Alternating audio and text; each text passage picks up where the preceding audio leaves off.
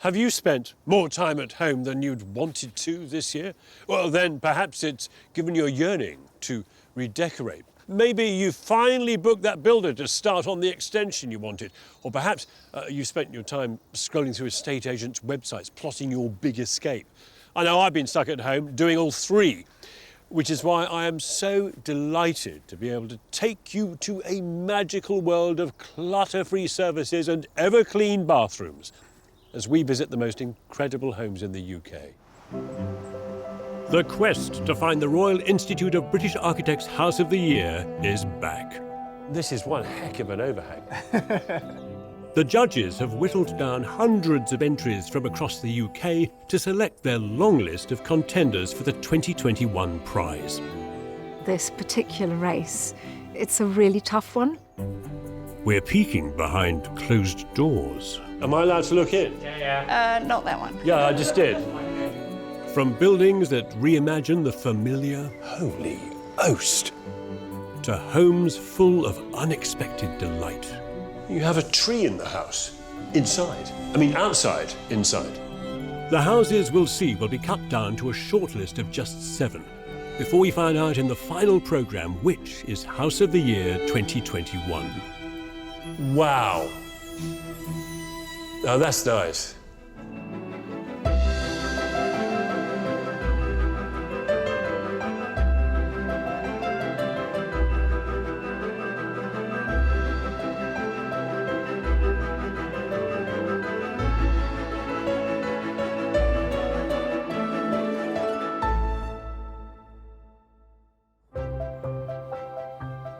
From all the long-listed houses we're looking at, I've taken it upon myself to separate them into 4 distinct categories. In later episodes, we'll be looking at houses that use materials in new and beautiful ways, houses that solve problems, and houses that reinvent our favourite types of buildings. This time, we've got a crop of houses that take you by surprise. These are buildings that, well, they make you sit up and take notice, that jolt you out of the humdrum of everyday life. Some jump out at you like brash friends that you've lost contact with many years ago, and others just tap you on the shoulder quietly, but brimming with eccentricity. Be they mansions, maisonettes, water towers, or beach houses, these are all homes that refresh and invigorate. Exploring these houses with me are the design expert and writer Michelle Ogundehin. It just feels gorgeous. And the architect Damion Burrows. I mean, you're just showing off now, aren't you, really? Our human brains make all kinds of assumptions about what we should expect in different situations. So you say rural Norfolk, and I, for example, will instantly think of cows, waterways and charmingly rustic windmills. However, to discover a striking slice of bold and beautiful contemporary architecture, well, that comes as a very pleasant surprise.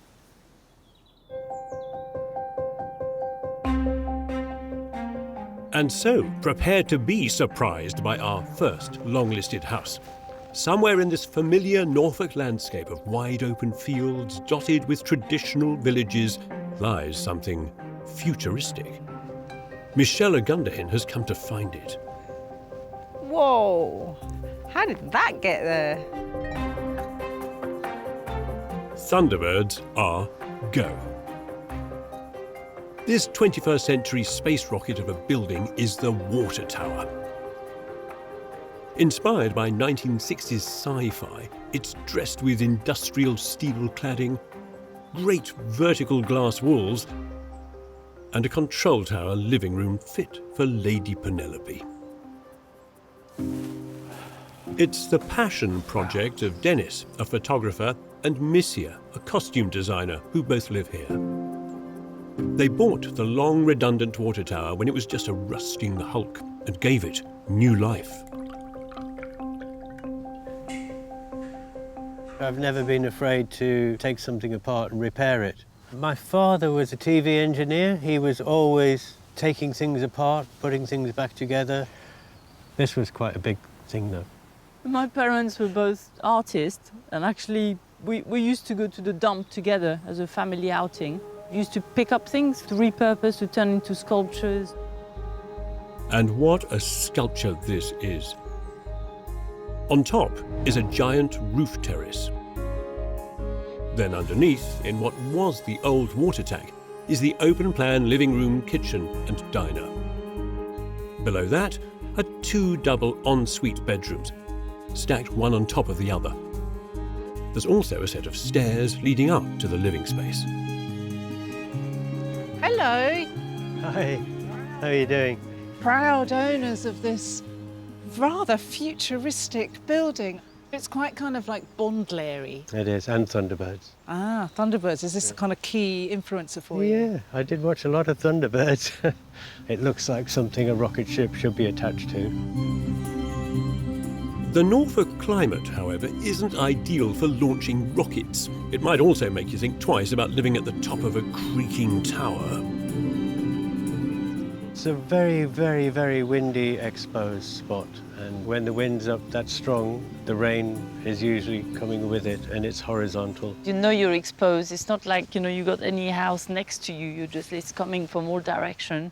You know, we are splashed about and blown about all over the place. You're really in there. It is exciting. Thunder, lightning, storms. So you're really within the weather system, aren't We you? really that's are. great. Yeah. It does wobble about in the wind. But it doesn't fall down, thanks to an ingenious piece of engineering that greets you as soon as you walk in. Oh, wow.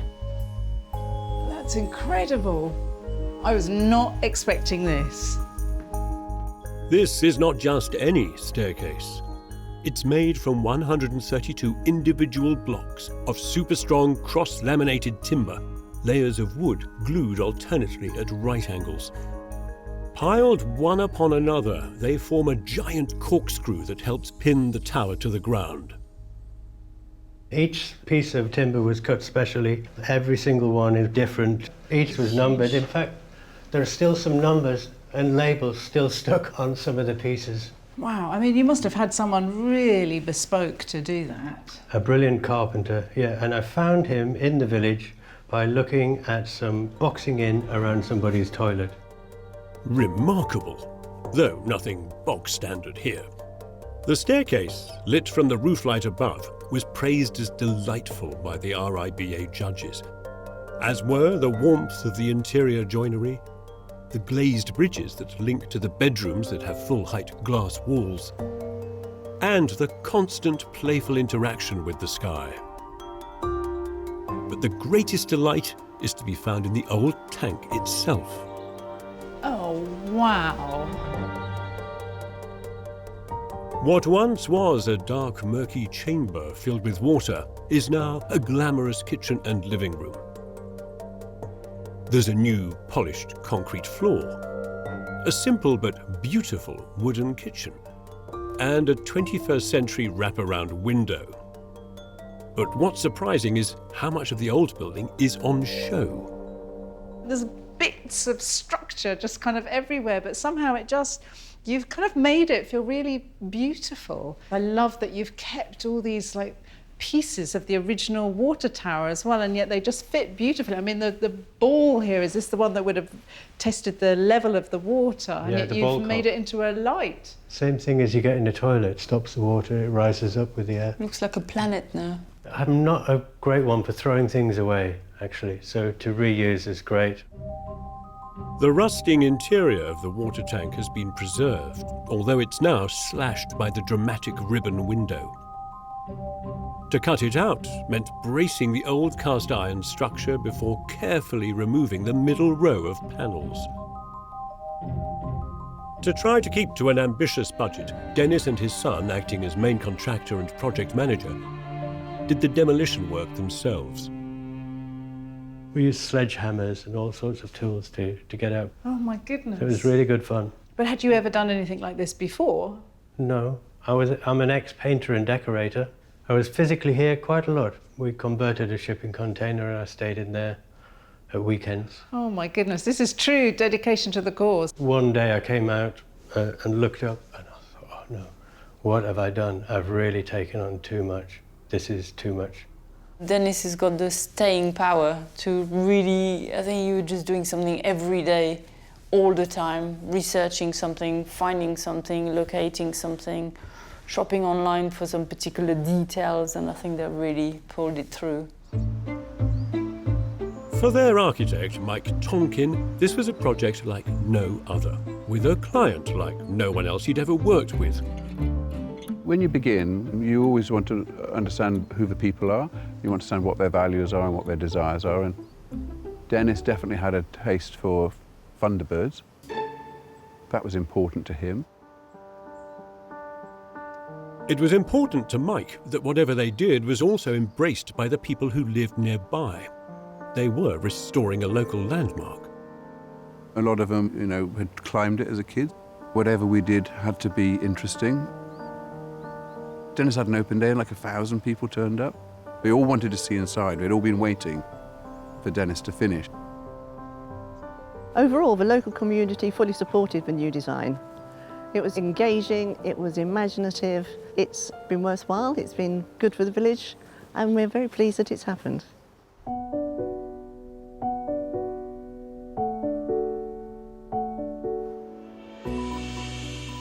When Dennis and Missia took on this build, it was quite a gamble. Turning a rusty old structure into a home, reinventing a local landmark, even not knowing how much it was going to cost. But sometimes you have to take a risk to see something's true potential.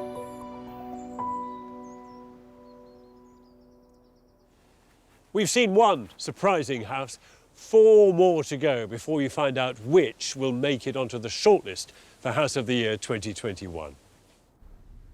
I'm hiding. You see, the best surprises are those which spring out on you all of a sudden. The best surprises are those which remain hidden until the last possible moment. And I am now invisible.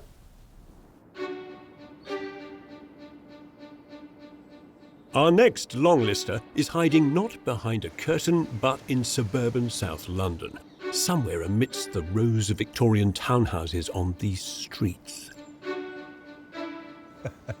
Well, I would like to say that this building is a surprise, but it's more of a brick bombshell. This is House Within a House. It jumps out from its traditional neighbours with its 21st century close-cut roof, its clean angles and striking dove grey bricks, and extends deep into the back garden. It's home to Michelle and Dan. They wanted a home for them and their children from previous relationships. We met in 2011. I had 1 boy and Dan had 3 boys. And then we had a boy together. So we ended up with 5 boys. We moved into a rented property and then we started to make plans to get our own place. We also wanted lots of space that was communal, where we could get together and, hang out. They've got that and more. The ground floor has a playroom, a study, and a living room and kitchen diner. The first floor has 3 bedrooms. And the top floor has a master bedroom and 2 children's rooms. Hello. Hi. Nice place. Thanks very much. It's a fabulously kind of proud 21st century version of, well, next door. Yeah. We definitely get reactions. Yeah. I think we have lots of people stop by and have a look, and I think people are generally interested in it. I think it does take people aback a little bit because it's different, from all of the surrounding areas. We have positive thoughts and we have people that don't like it so much, I guess. And tell me, what does it replace? Not one of those. No, not one of those. Well, originally there was one of those which got bombed in the war, sadly. They had to kind of demolish it and build something a bit later after the war. This was the house that was on the plot previously. Built in the 1950s, made of cheap materials, it stood out as an eyesore on the street. Michelle and Dan have done something both surprising and extraordinary with it. What happened to the old place? We kept it. It's inside. So you've wrapped this big thing around a 1950s three-bedroom house. Were you able to use, properly use the 50s house, like foundations, Yep. Walls, yeah. Which was the most important thing. Yeah. That is a surprise, and an eco-friendly way to build. They kept the old floor slab and ground floor walls, saving 12,000 bricks from landfill. Then they employed a timber frame to build an extra floor. The RIBA judges commended the addition of this thick, new, warm coat to the poorly insulated original house. Inside, they admired the exposed timber rafters in the kitchen, which combines elegance with indestructible practicality. Beautiful. And what a kitchen. Thank you. Despite 5 males, 6 including you, in the house, it all looks... Have you cleaned up especially? Maybe a little bit. But it looks brand new. It looks great. Everything's pretty hard wearing. Yeah. Robust kitchen, stainless steel, ceramic floor tiles, plywood table, brick wall. Yeah. It's kind of a template house for raising physically active children in, you know. Tell me, the only thing that is softer that I imagine would get damaged by football boots, for example, is the oak floor. But that seems to have survived so far. Yeah, it survived skateboarding, football boots. So what do they do? They sort of skateboard along here, jump the step and then carry on out, yeah? Yeah. You do a bit of that. Yeah. So, architectural masterpiece and skate park. House within a house is relaxed, unpretentious, unfussy. Luxury here comes in the form of light and space, from the dramatic sun-drenched stairway to the top-floor bedrooms, which have soaring, skylit, vaulted ceilings. It took Dan and Michelle 2 years to complete House Within a House. Michelle project managed, and they were both as hands-on as they could be, although not always without complication.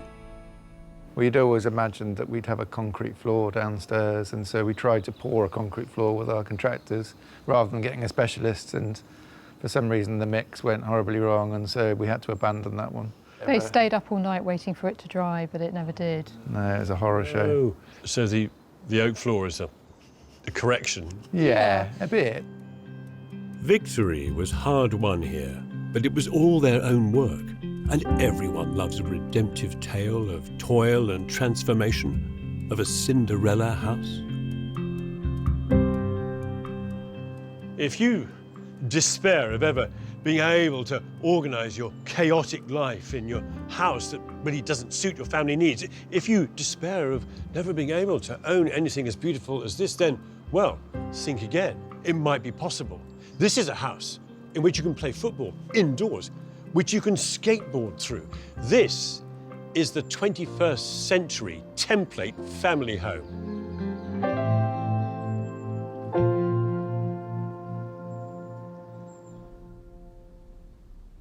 The famous wooden horse that the Greeks presented to the city of Troy. The D-Day landings. These are just 2 examples of one of the greatest strategic advantages that tacticians, military commanders have recognised for thousands of years, and that is the element of surprise.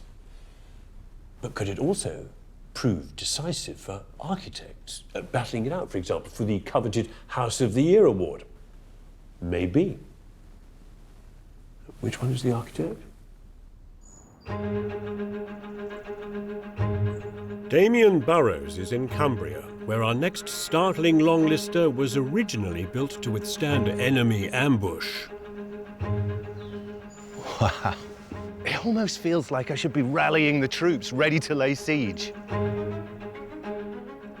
Today, this 700-year-old citadel contains its own hidden surprise. From the outside, Peel Tower House is a formidable Grade II listed fortress, wearing an impenetrable armour of rugged Cumbrian stone.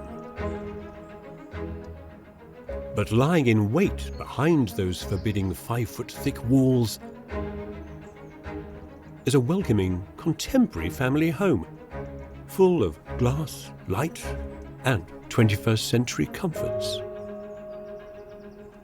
It was designed by the architects Katie Woolacott and Patrick Gill-Martin, who were drawn to the romance of working with a 14th century tower.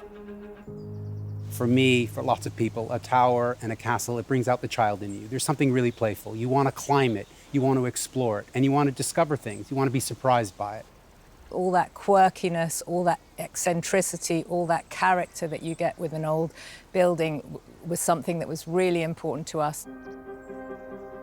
Different chunks of the house were built at different times.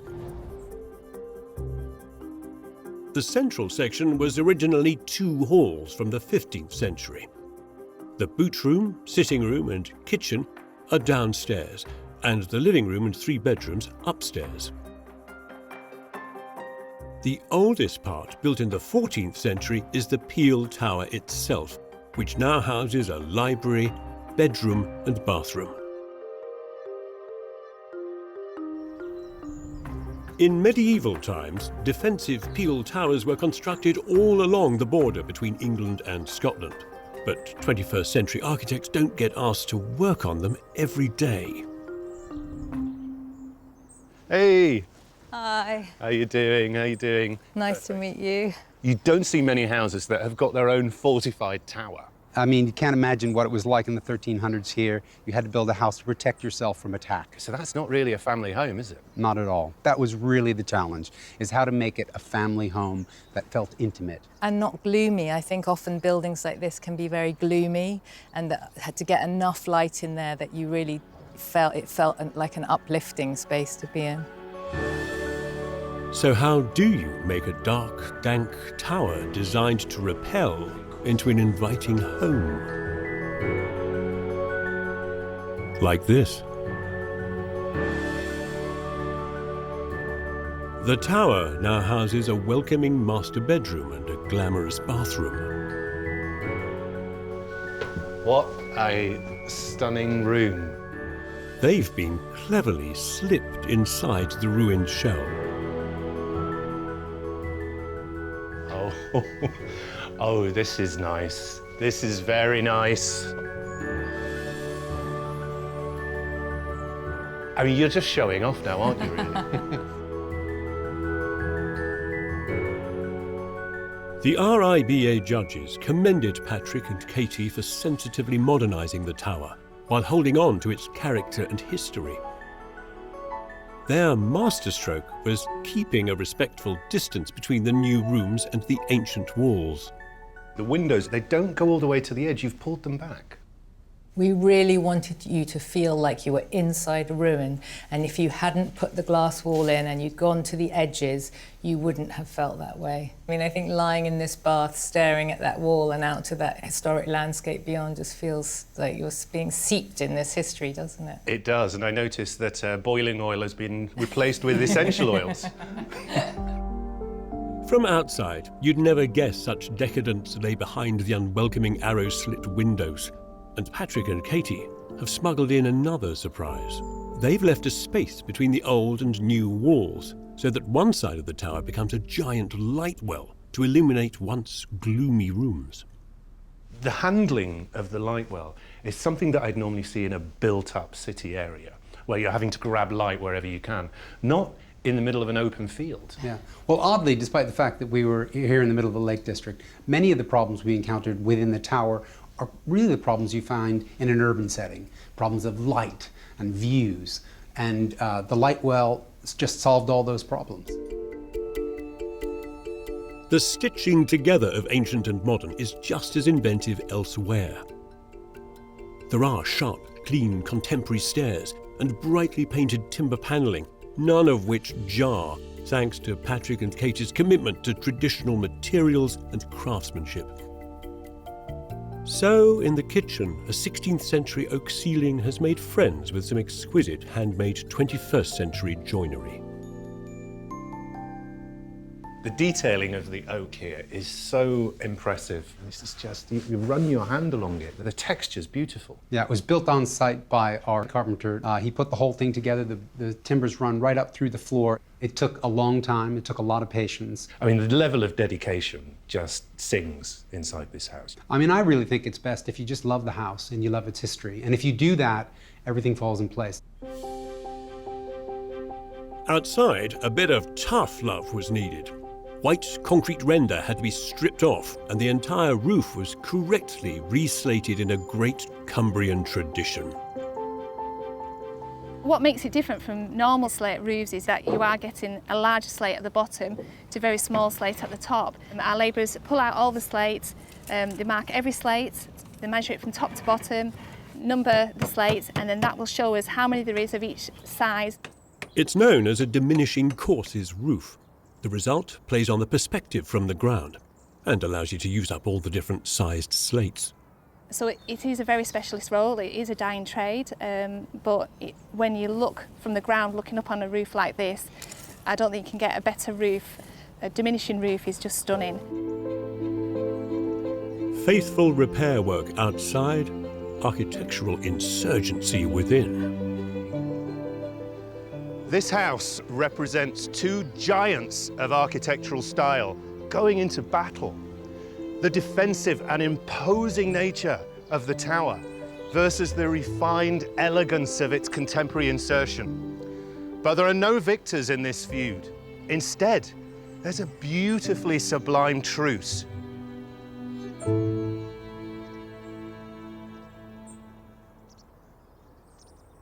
Two more startling homes to see before we find out which will be shortlisted for the 2021 House of the Year.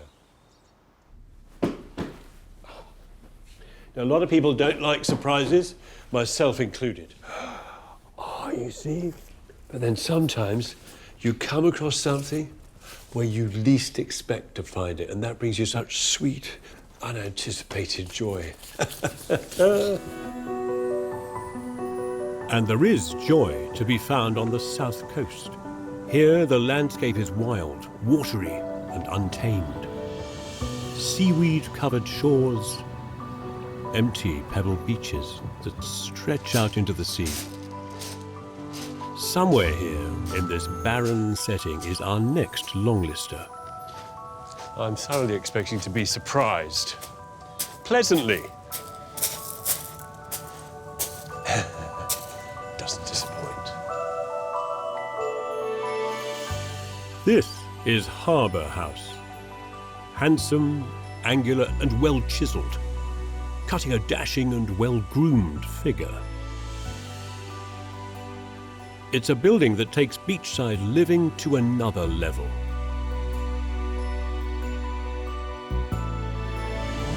Harbour House is an upside-down house, with the ground floor given over to 3 bedrooms, an all-important wet changing room, and a family room. Upstairs, there's a master bedroom with a dressing room and the kitchen dining living space, opening out onto a deck which faces the waterfront.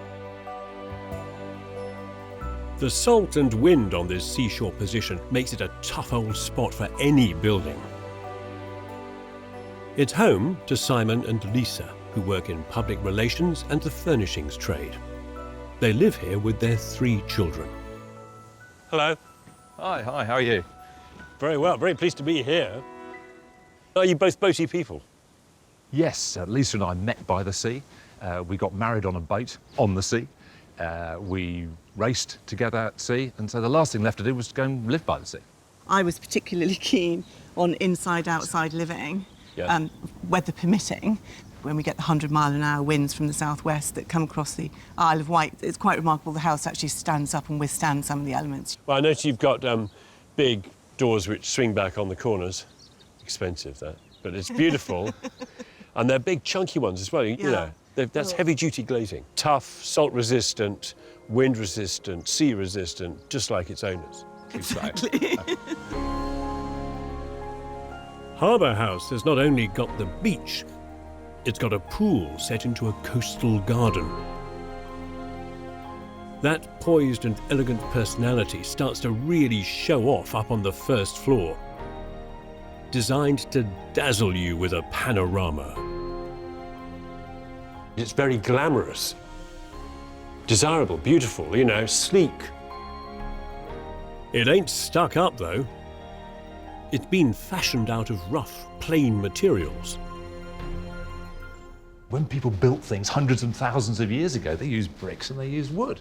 I think it's quite simple finishes in a way. And this reminds me of a timber deck of a boat, this, you know, or maybe even being inside a boat, you know, lined with timber. Yeah. Not that it's all sea dog practicality here, far from it. What's interesting here, first of all, is the mirror, which I should imagine is, most people would say, nightmare to keep clean. Yes, but it's not, because you can see the marks. Oh, there speaks a tidy person.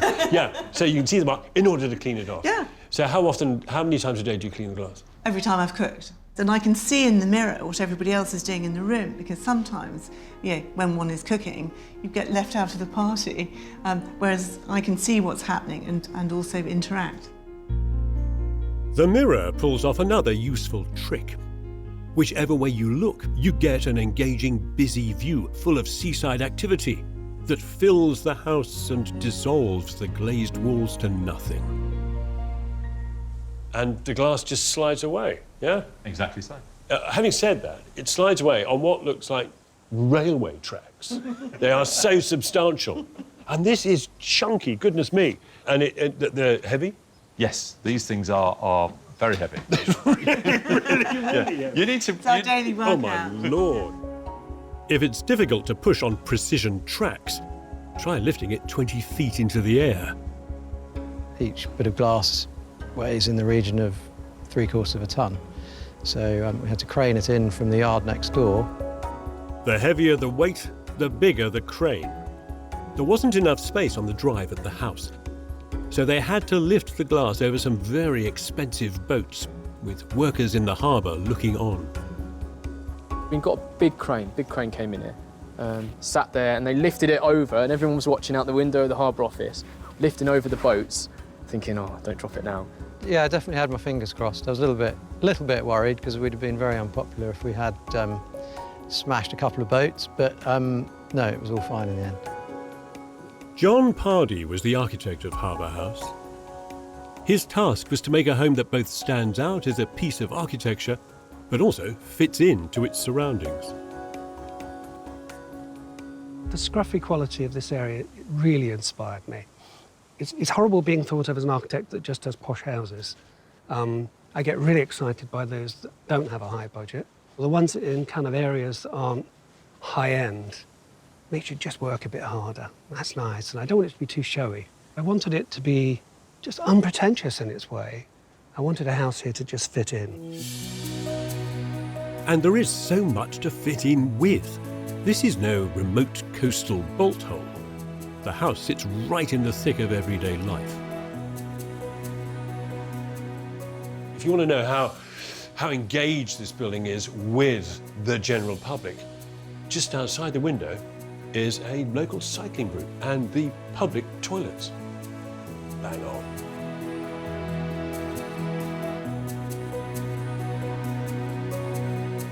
You're quite intimately positioned, aren't you? You're really connected to the activity here.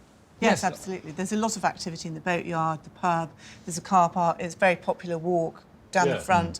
There's the ferry. I mean, people come across all the time. Well, it comes to this pontoon here. The ferry comes to within, what, 50 metres of the house? So everybody gets off, walks past your deck. Yes. Yeah? But that's lovely. What's nice is we've had, you know, some really nice comments occasionally from people passing by and just going, you know, well done, or, wow, that looks nice. And if we've added something to the environment, then that's great. Yeah. They certainly have. Like a bracing plunge in the sea, this is a house that revitalises. The building now, of course, it breathes and speaks of optimism, adventure, excitement, engagement with its neighbours and with everybody that lives and works and visits here. This building is an example of generosity. So, 4 houses, all of which surprise and delight. One more to go. Every single one of these stones is a labour of love. Before we reveal which of them the RIBA judges have shortlisted for House of the Year. There are many things that accepted wisdom tells us don't mix well. Blue and green, oil and water, toasters and bathtubs. But some combinations can appear to be so wrong. Actually, they turn out to be exquisitely, sublimely right. Oh, wow. Oh, wow. Oh, that is so good.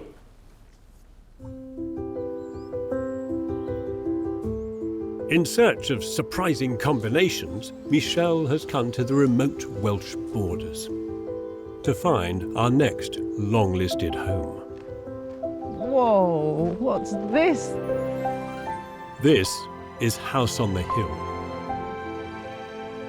Half traditional Georgian farmhouse, half space-age monolith. With gleaming dark walls, jagged edges and mirrored surfaces. Inside, it's a temple to airiness and light. The old farmhouse now houses a triple-height art gallery, 2 bedrooms and a study. Downstairs in the new west wing, there's a large open-plan kitchen and dining area that evolves into a comfortable living space. Upstairs, there are 2 ensuite bedrooms and an office which opens onto a balcony. The design mastermind behind this building was the architect Alison Brooks. I imagine that many people would think if you're going to extend a big, beautiful stone building like this, you would just use more stone and make it look like it had always been part of that building.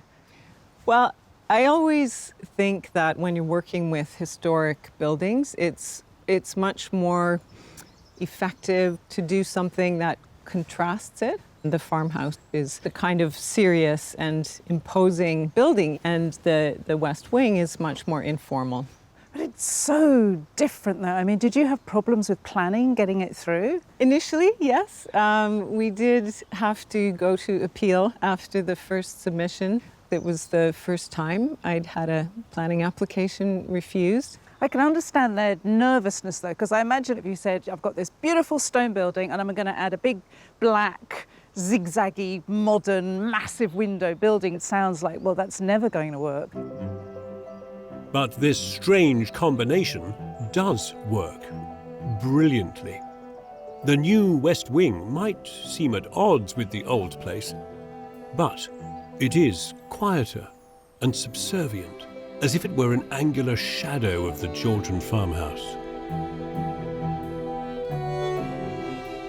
Inside, there's no sense of separation between the new and the old. Boundaries are blurred, with living, dining and cooking spaces joined together. Nothing is straight either. Everything is at a slight angle, from the roof lights to the corners and walls. The RIBA judges praised these skewed geometries, which lead your eye and then gently lead you on to explore new spaces and encounters in the building. As humans, we're just drawn to nature, to the complex forms and shapes, the organic qualities of it. And I've tried to sort of infuse the house with that kind of relaxed quality. It's about getting to feel at ease. It's almost impossible to really explain how this feels, except it just feels gorgeous. That gorgeousness perhaps stems from how the angles converge on arrival points in the building. Points that turn out to be places for making contact with the natural world outside. There are at least 3 ways of seeing out in every room in the house. There's always at least 2 windows and a roof light, or at least 3 windows pointing in different directions, so that every space in the house is able to capture light at different times of the day. So you're always able to sense the landscape and to sense light coming in different ways. Astonishingly, this painstaking project took 10 years to complete. It was finished in stages. The grand finale was the pool area within a walled garden. There is this wonderful kind of passage from the kind of original stone house through the open fluidity of the west wing, and then we've come completely out into the open and sort of ending with a walled garden. I've always loved walled gardens, and you really need it in the climate of this place. The wind comes kind of roaring up the side of the valley, and you just really need this kind of shelter. Alison wanted the walls in the garden around the pool also to be built in a very particular way. We decided to use mortar-free stoneworks. There's just something very beautiful about dry stone wall, where every one of these stones was really fitted by the craftsman, the builder, the stonemasons who made this. So every single one of these stones is a labor of love. It was certainly a labour of love for the mason who had to select and fit each stone, like making a jigsaw as you go along. You know, any of these stones could have had bits sticking out, and you just generally chip them off we use the back, so the square back edge of an axe. Yeah, it's a time-consuming job, very time-consuming. Yeah, I don't get asked to build walls like this very often, if ever. It's just really expensive. It's just really, really expensive wallpaper. Architecture like this does not come cheap. But then, House on the Hill exudes excellence. It's designed with an obsession with geometry and built with a commitment to craftsmanship. This house is full of surprising contrasts. There's lots of things that shouldn't really work here, but they do. And that's entirely because of the detail and precision of the architecture. And that's what makes it so exciting and energizing. 5 eye-opening homes that make you look twice and elicit a sharp intake of breath. But one big surprise remains. Which of these stunners will the RIBA judges put through to the shortlist? Will it be the water tower, Thunderbird's rocket launcher among the barley fields of rural Norfolk? House within a house, the 1950s eyesore that was transformed by its 21st century wrapper. Peel Tower House. On the outside, a dark, medieval, fortified tower. On the inside, a light, modern, welcoming home. Harbour House. The beachside home that's ready to kick off its heels and get real. Or House on the Hill. The house with few walls and even fewer right angles, but so much flow. Amin Taha, chair of the judging panel, has the verdict. So you've shortlisted 2 buildings. Mm-hmm. Which is the first? The water tower house. The jury decided to shortlist this because it's actually making reuse of more recent industrial buildings. Very, very strong sustainability angle on this. So it's been approached with delight and some humor, and very, very carefully done for dramatic effect. Once you're inside, you can see this spiraling staircase. The staircase itself is a surprise. And then you get to the top, and then suddenly the view completely, of course, opens up. It's very, very powerful. Bit shocked, really. Yeah, that's great. Amazing. Yeah, I wasn't expecting that at all. So, Water Tower gets on the shortlist, but there's room for one more surprising house. So tell me about the second project that you shortlisted. House on the Hill. I think it surprised us by the complexity of it. A side extension could be a very rigid, predictable box. And instead of using the classical rigid grid, it's more organic to give a slight kink to every part of the grid. I mean, she starts with kind of formal geometry and keeps just removing, adding, shaping it very subtly, very slightly. You end up with quite surprising, interesting results. And sometimes you can't see the end of a corridor or the end of a room. You're interested in where's this view taking you. Amazing. That's incredible. That's really great news. So the competition continues with Water Tower and House on the Hill making the shortlist.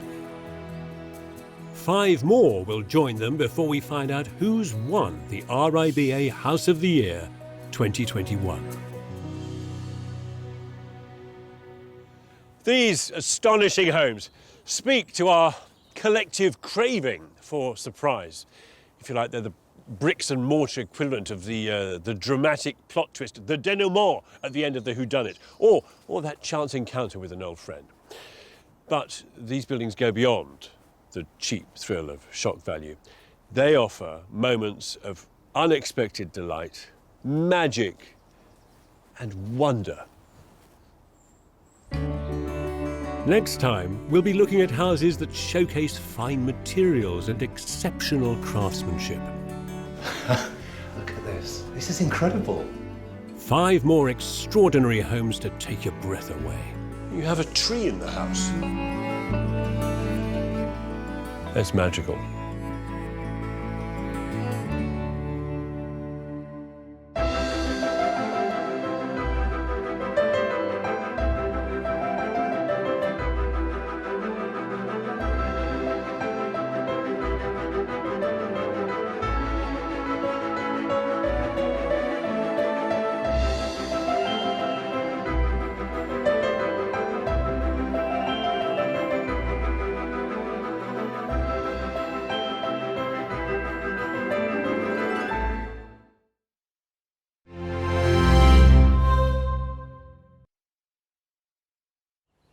There's nothing so enticing as glimpsing an intriguing interior through someone else's window.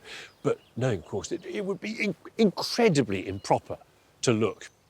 However, this is House of the Year, and you are all invited to have a good old gander at some of the finest new buildings in the land.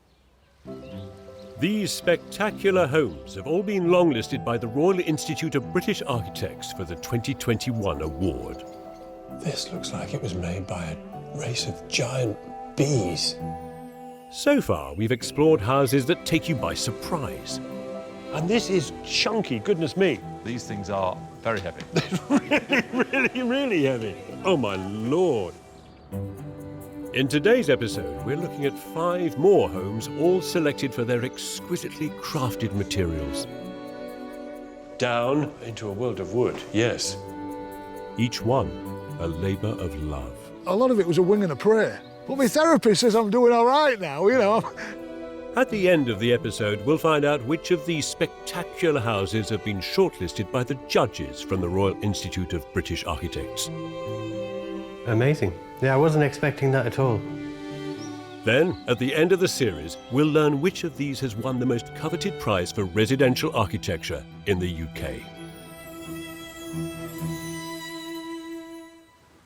So, step right up, squash your noses against the window, and let's see what's going on inside. But no sticky fingers on the glass, please.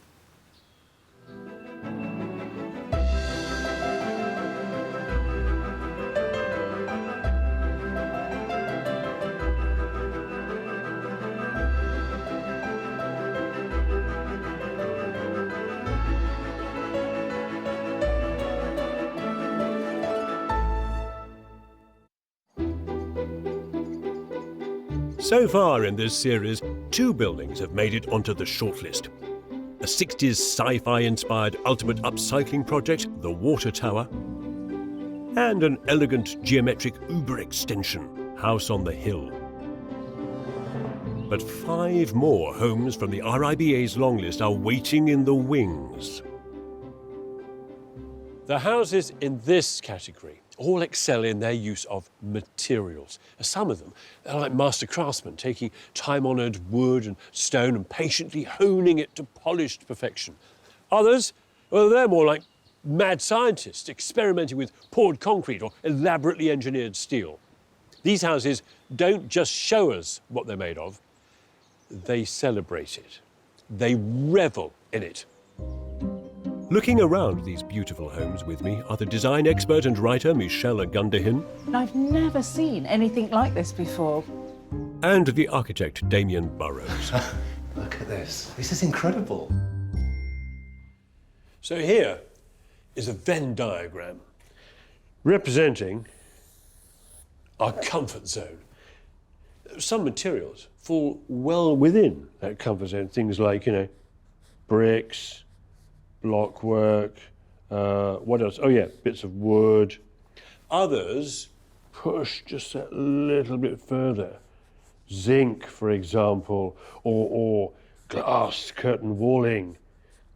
And other materials, well, I mean, they're just way out of our comfort zone altogether. They're somewhere in that field over there. Let's call that the corten steel zone. Which is where our next long-listed house can be found. It's in rural Lincolnshire, where agricultural buildings dot the landscape. Except this is no ordinary rusty old barn. It's a rusty new barn, and it's up for an award.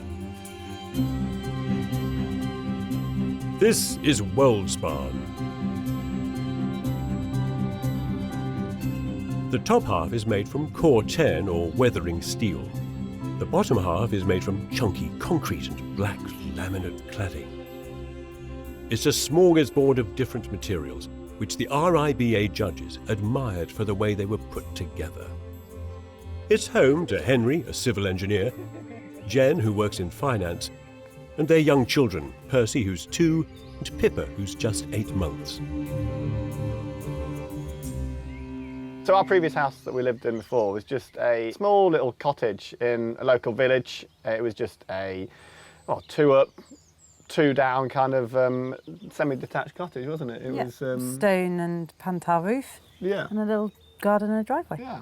We always knew we wanted something a bit bigger. We always had plans for kids in the future. And we kind of had outgrown the house there, hadn't we, until we? Yeah. This is what they upgraded to. Downstairs, buried into the bank of a hill, are the hard-working rooms, the garage and the plant room. On the garden side, the large kitchen, dining and living areas span the width of the house, taking in the view. Upstairs, you'll find a neat row of 5 bedrooms for the kids and guests, with the main bedroom suite in that striking cantilevered pod. Hello. Hello. How are you? Yeah, pretty good. How Nice are to you? meet you. Yeah, you too. I'm admiring your house. Thank you My very goodness. much. As you walk round it, those shapes really, they sort of contort, don't they? Yes. And this is one heck of an overhang. Yeah, it takes you back a bit, doesn't it? Well, it certainly does. Well, it pulls you in. Jen and Henry have built a home that the most passionate architectural enthusiast would be proud to live in. But they didn't set out to. We just wanted to live in a standard house that we could grow old in. Yeah, maybe some like kind of a wooden beam porch and nice kind of pan tiles and a nice kind of old brick. That's kind of what we had in our heads when we went to the architects. And then, yeah, it got blown out the water.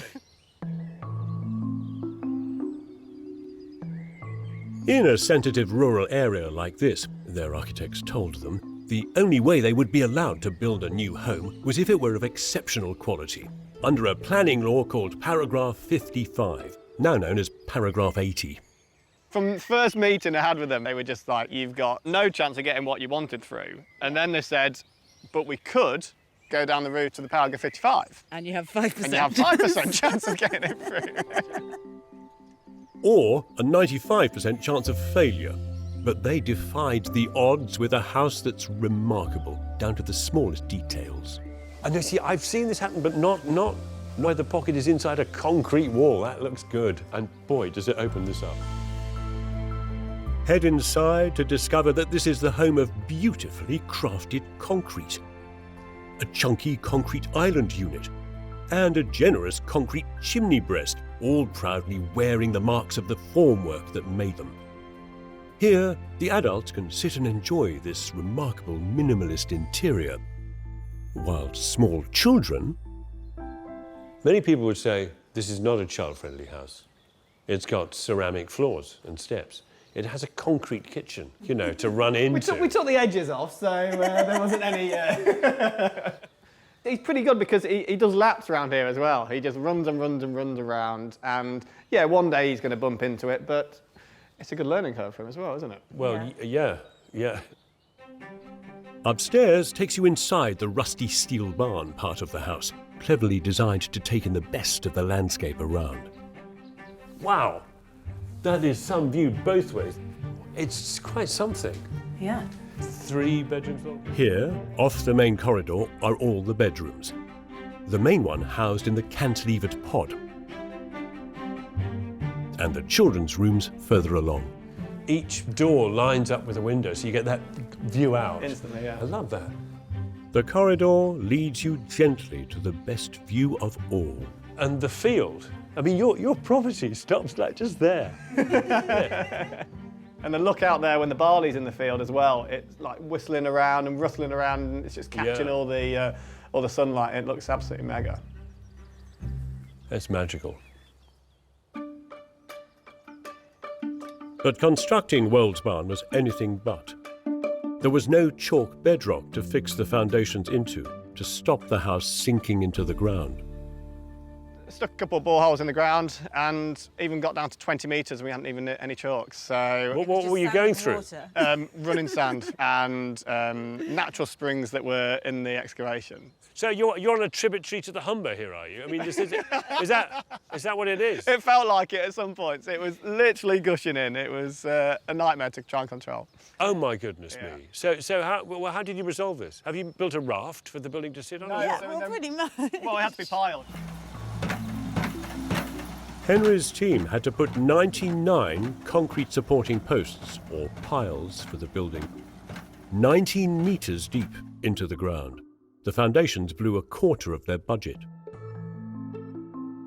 Then, when it came to building above ground, they used a local builder whose first response when he saw the plans was... Oh dear. It was an head scratcher. It was something we don't come across very often, not on a house. And it was challenging. It was very challenging. One of the biggest challenges lay in pouring the concrete into the formwork. It was so awkward in places because there was nothing we could hold it against. Everything was freestanding. Yeah, it was challenging. A lot of it was a wing and a prayer to start with. But, you know, but my therapist says I'm doing all right now, you know. It may have been stressful to build, but now that it's finished, Wolds Barn is exceptional. Exceptional in its geometrical design that's sympathetic to its landscape. Exceptional in its craftsmanship that elevates ordinary materials. And exceptional for the people who are brave enough to build it in the first place. Percy, where is it? So for you or I, a building like this is something to gawp at, to enjoy, maybe even to visit and experience. But for Henry and Jen, of course, well, this has been something of a marker along the way for them, both a destination but also the jumping off point for a new life. And they embarked on this rather extraordinary journey, hand in hand with their planners and their architects, stepping into the unknown. And to do that, what did they need? Well, most of all, what they needed was an open mind, a readiness to accept the excitement of the adventure. So good, isn't it? So far, we've seen one carefully crafted home. There are 4 more to look around. You have a tree in the house. Before we learn which of them the RIBA judges have shortlisted for the 2021 House of the Year Award. Ceramic tiles that protect spacecraft from burning up on re-entry have helped mankind go into space. Carbon fibre bikes have helped cyclists smash records. Oh, God! Find the right materials and the impossible becomes possible. Our next long lister that achieves the impossible lies in the dense streets of South London. Houses here are so crammed together, you could be forgiven for thinking there was no free space to build anything. Michelle Ogundehin has come to find it. This is Slot House. a contortionist of a building squeezed into a tiny 2.8-metre gap. Thanks to a pared-back steel frame and an innovative folded staircase. It's as glamorous as it is clever. It was built by husband and wife team Sandy and Sally Rendell on a tiny scrap of land beside their own house. They challenged themselves to make a viable home out of a footprint the size of a London tube carriage. You know, it's not this grand piece of architecture or anything like that at all. It's the opposite. It's just a very modest little house, but hopefully proves that you can create something of worth in an incredibly tight little space. It has some special quality to it as well. Yes, it's pleasurable to be in. Yeah. Hello. You know, I almost missed your house. It's so narrow. I mean, what was here before? I mean, it can't have been a house, surely. No, there was nothing here before, actually. It was an access route back behind the shops on the local road, and it was never had a proper structure on it, definitely not a dwelling. When they bought this disused alleyway, it came unbelievably with planning permission for a 3-bedroom family home.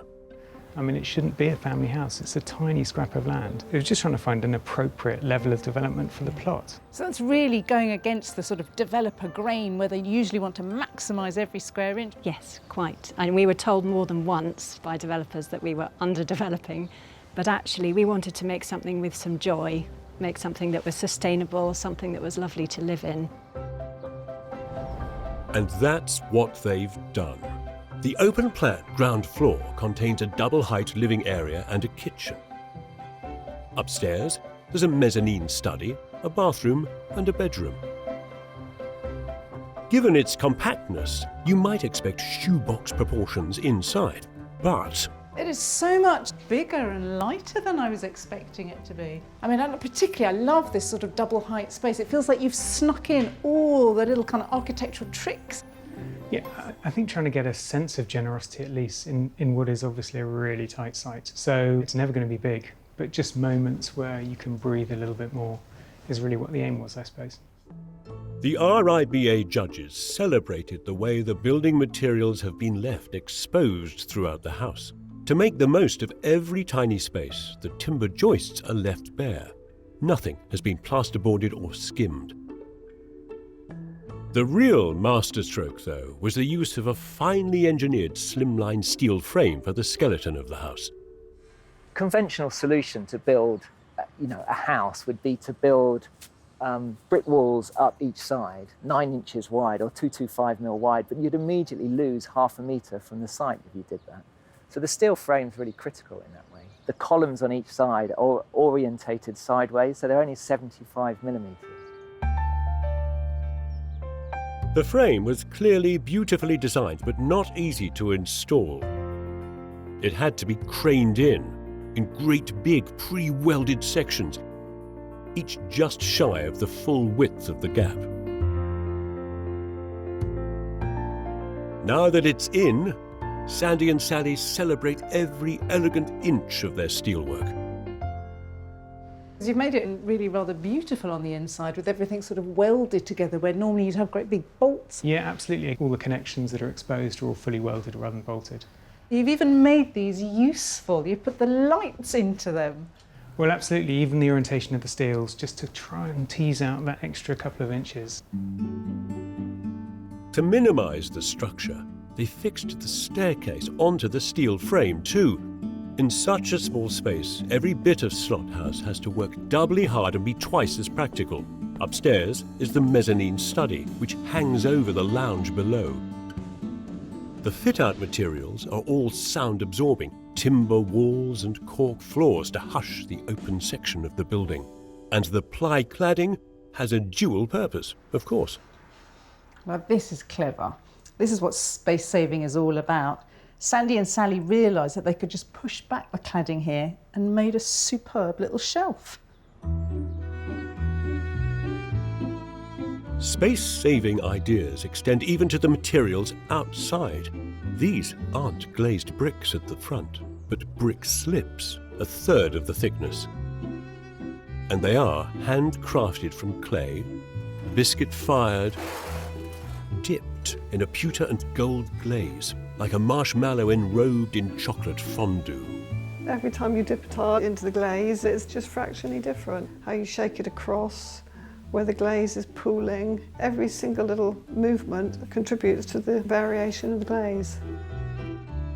Building this breathtakingly crafted house took over 4 years. Sandy and Sally could have done it quicker, but as working architects, they were both fitting it in alongside the day job.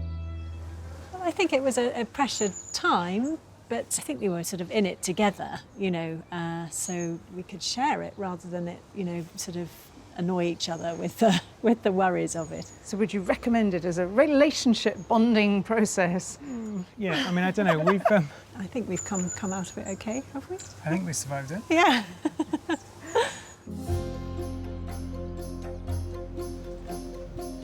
Successfully slotting a house into such an extremely narrow plot would be a feather in any architect's cap. But Sandy and Sally's achievement goes further than that. Using a handful of perfectly judged materials, they've created a tiny jewel of a home that's a real pleasure to experience.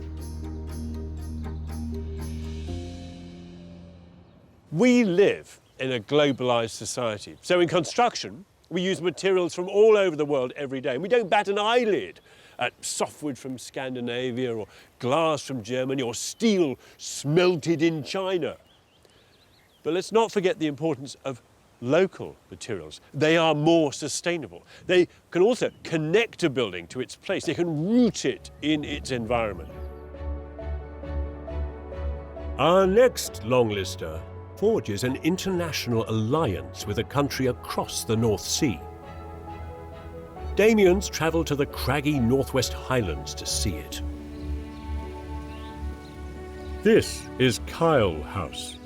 Rugged walls hewn from local stone, a traditional slate roof and locally quarried Caithness flagstone floors rub shoulders with an exquisitely crafted Danish oak interior. It's a stylish eco-retreat for rent. The money from it goes into conservation projects to plant trees and enhance ecology. The layout is elegant and simple. Downstairs are the sitting room and the kitchen. Upstairs, there's a luxurious bedroom and a bathroom. But until recently, what stood here was a derelict, dark, almost windowless farmhouse. The architect, Gunnar Groves Rains, was tasked with dragging it into the 21st century. Gunnar, it looks incredible just from the outside. I haven't seen many other little sort of barns, cottages with a great big punched square in them. The first things we looked at is how could we really open up to the views. We were quite careful about where we placed the openings so that as you approach past the building, they're concealed by the natural form of the landscape. So what you see is the original window openings on the upper level, but not these big openings on the lower level. We were very keen that whatever we put in here doesn't stand out as something overtly modern. It may be restrained and respectful of local tradition on the outside, but inside, it's a brand new thing. Full-on Scottish Scandi modern. I mean, Gunnar, look at this. This is incredible.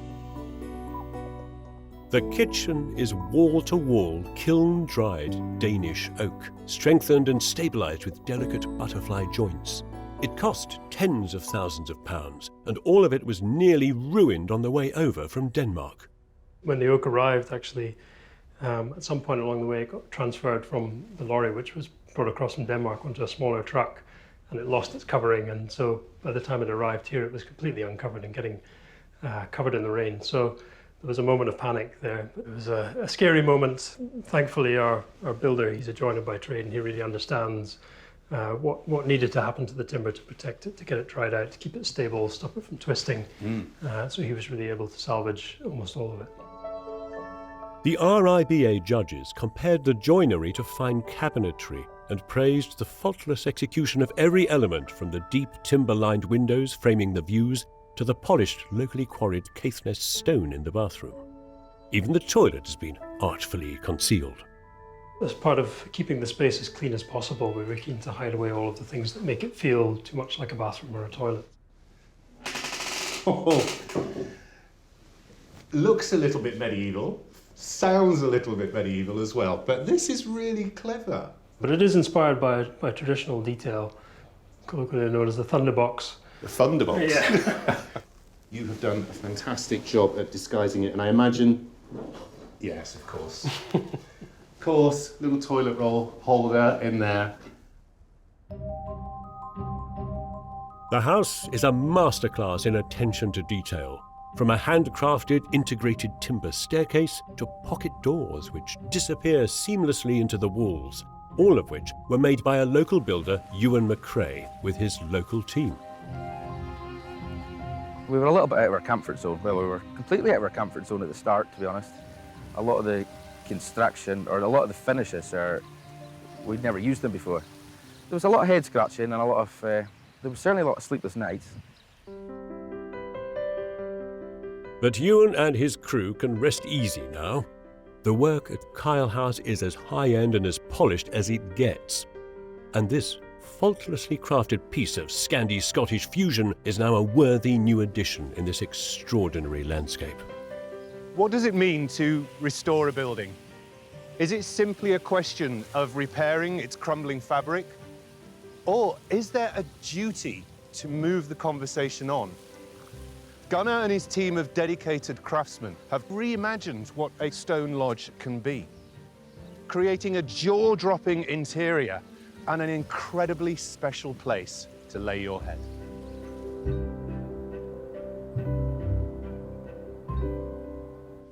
Well, so far we've explored 3 exquisitely honed homes, but there are 2 more to go before we discover which of them the RIBA judges have put on the House of the Year shortlist.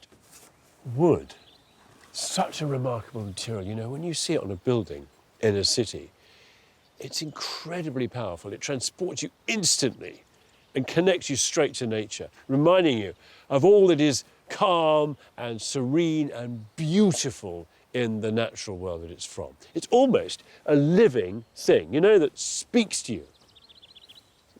Really? No, about 5:30. Calling me to the bustle of East London is our next woody longlister. I'm looking for a wooden house in a brick street, and there isn't one. But hidden away behind this traditional Victorian home is a magical wooden wonderland. This is Grain House, the clue's in the name. On the outside, it's draped from top to toe in a skin of Siberian larch battens, some charred to a grimy black, some left natural to weather. Inside, it's a hymn to ash, Douglas fir, oak, and walnut. It's a woody, woven extension to a refurbished house. In the new wing, the kitchen dining space spans the rear of the building, connected to a snug lower ground floor sitting room, and beyond that, to a bedroom and bathroom. At the side of the house is a new connecting staircase that wraps around a tiny double-height courtyard. This enchanting modern-day woodman's house is home to Max, Lucy, and their 5-year-old daughter, Sylvia. And like all good fairy tales, it started with a love story. Well, we got engaged in a forest, didn't we? And we got married in a part of a wood. Our daughter's name is Sylvia. We love the fact that it does mean up the woodland, so it feels... Yeah, we love trees. Yeah. Just get a real sense of calm from the wood throughout the house.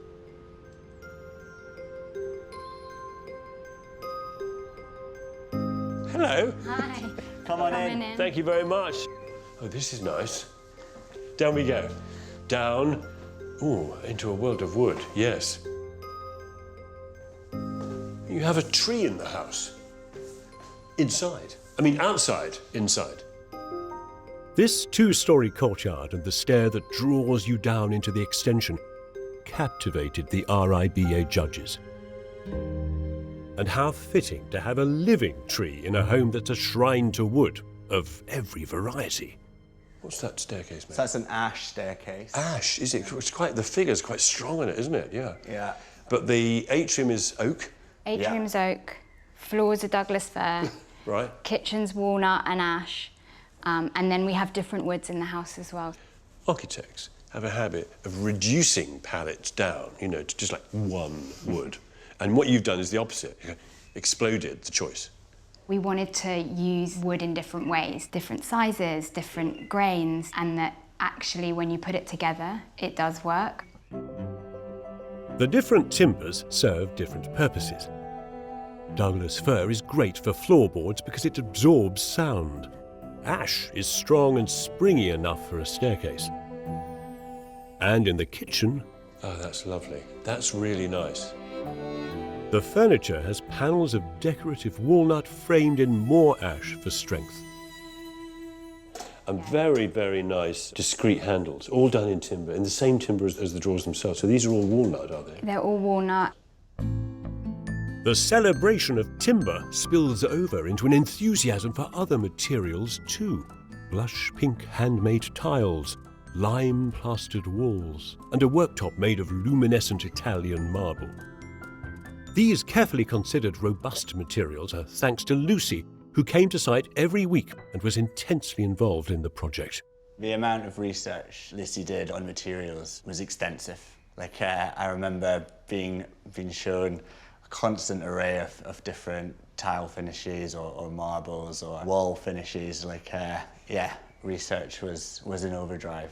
But it strikes me that you're, how shall I say this, Lucy, more particular about what you want to see? Yeah, I think yeah, that would be true. I remember the builders getting angry because you were taking a long time to decide on light switches.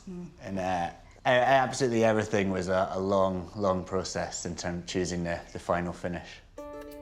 Of course, it wasn't good enough to just find the best materials. Lucy also found the best craftsman for the job. She commissioned the kitchen and many of the other wooden elements from the wood wizard, Sebastian Cox. This is young, fast-growing ash. He does things with timber others can only dream of. What we do is we take the ash and we cut it into fine strips, and then we weave them by going in and out of these vertical staves. And as we weave, the whole panel begins to stiffen. So these can kind of move quite freely and independently up here, but down here they're sort of held together in this quite strong but flexible panel. To make this house beautiful was Max and Lucy's great aim. And it led to them making some unorthodox decisions. Like the courtyard, which could have been space for an extra bedroom. They went backwards and forwards with their architect, Nick Hayhurst, on it. And there was quite a bit of kind of, shall we do it, shall we not do it? Shall we do it, shall we not do it?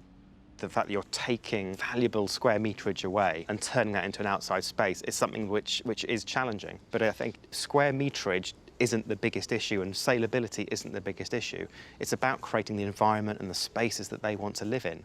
To turn this Victorian semi into a space that would work elegantly, the stairs have been moved and walls shifted to completely reconfigure the lower ground floor. While above, the formal sitting room and bedrooms have been respectfully refurbished. It took them 9 months and thousands of hours of work. And then, 3 days after they moved in, it was almost ruined by a burst pipe. I woke up at 3 a.m. and thought that our daughter had turned the shower on or something. I ran down the stairs to a load of water at my feet. There was a big hole in the ceiling and water pouring out. Literally just cascading down. It had come down through into the lower ground, basically. Oh, gosh, so your beautiful Douglas fir floor. Yep. I thought it was an absolute disaster. Like, I thought we were going to have to move out. But they had some guys around here within, like, an hour. And by, like, 6:30 in the morning, they'd cleaned it up. There you go. You see, you build yourself an interior that reflects the natural world, and then the natural world kind of sort of intervenes, you know. Thankfully, Grain House lives to tell the tale, and so it deserves to, because this is no quick fix-it-up refurbishment. Lucy and Max have thoughtfully, carefully taken what was here and revitalised it. You or I might, I don't know, rip out a kitchen every 10, 15 years, change the bathrooms every 20, more often if we're obsessive. But here, that wasn't the case. The building has been so well clarified that it's allowed Lucy and Max to add of themselves, to put in extraordinary pieces. It shows, doesn't it, that if you invest in craftsmanship, it will reward you, and carry on doing so.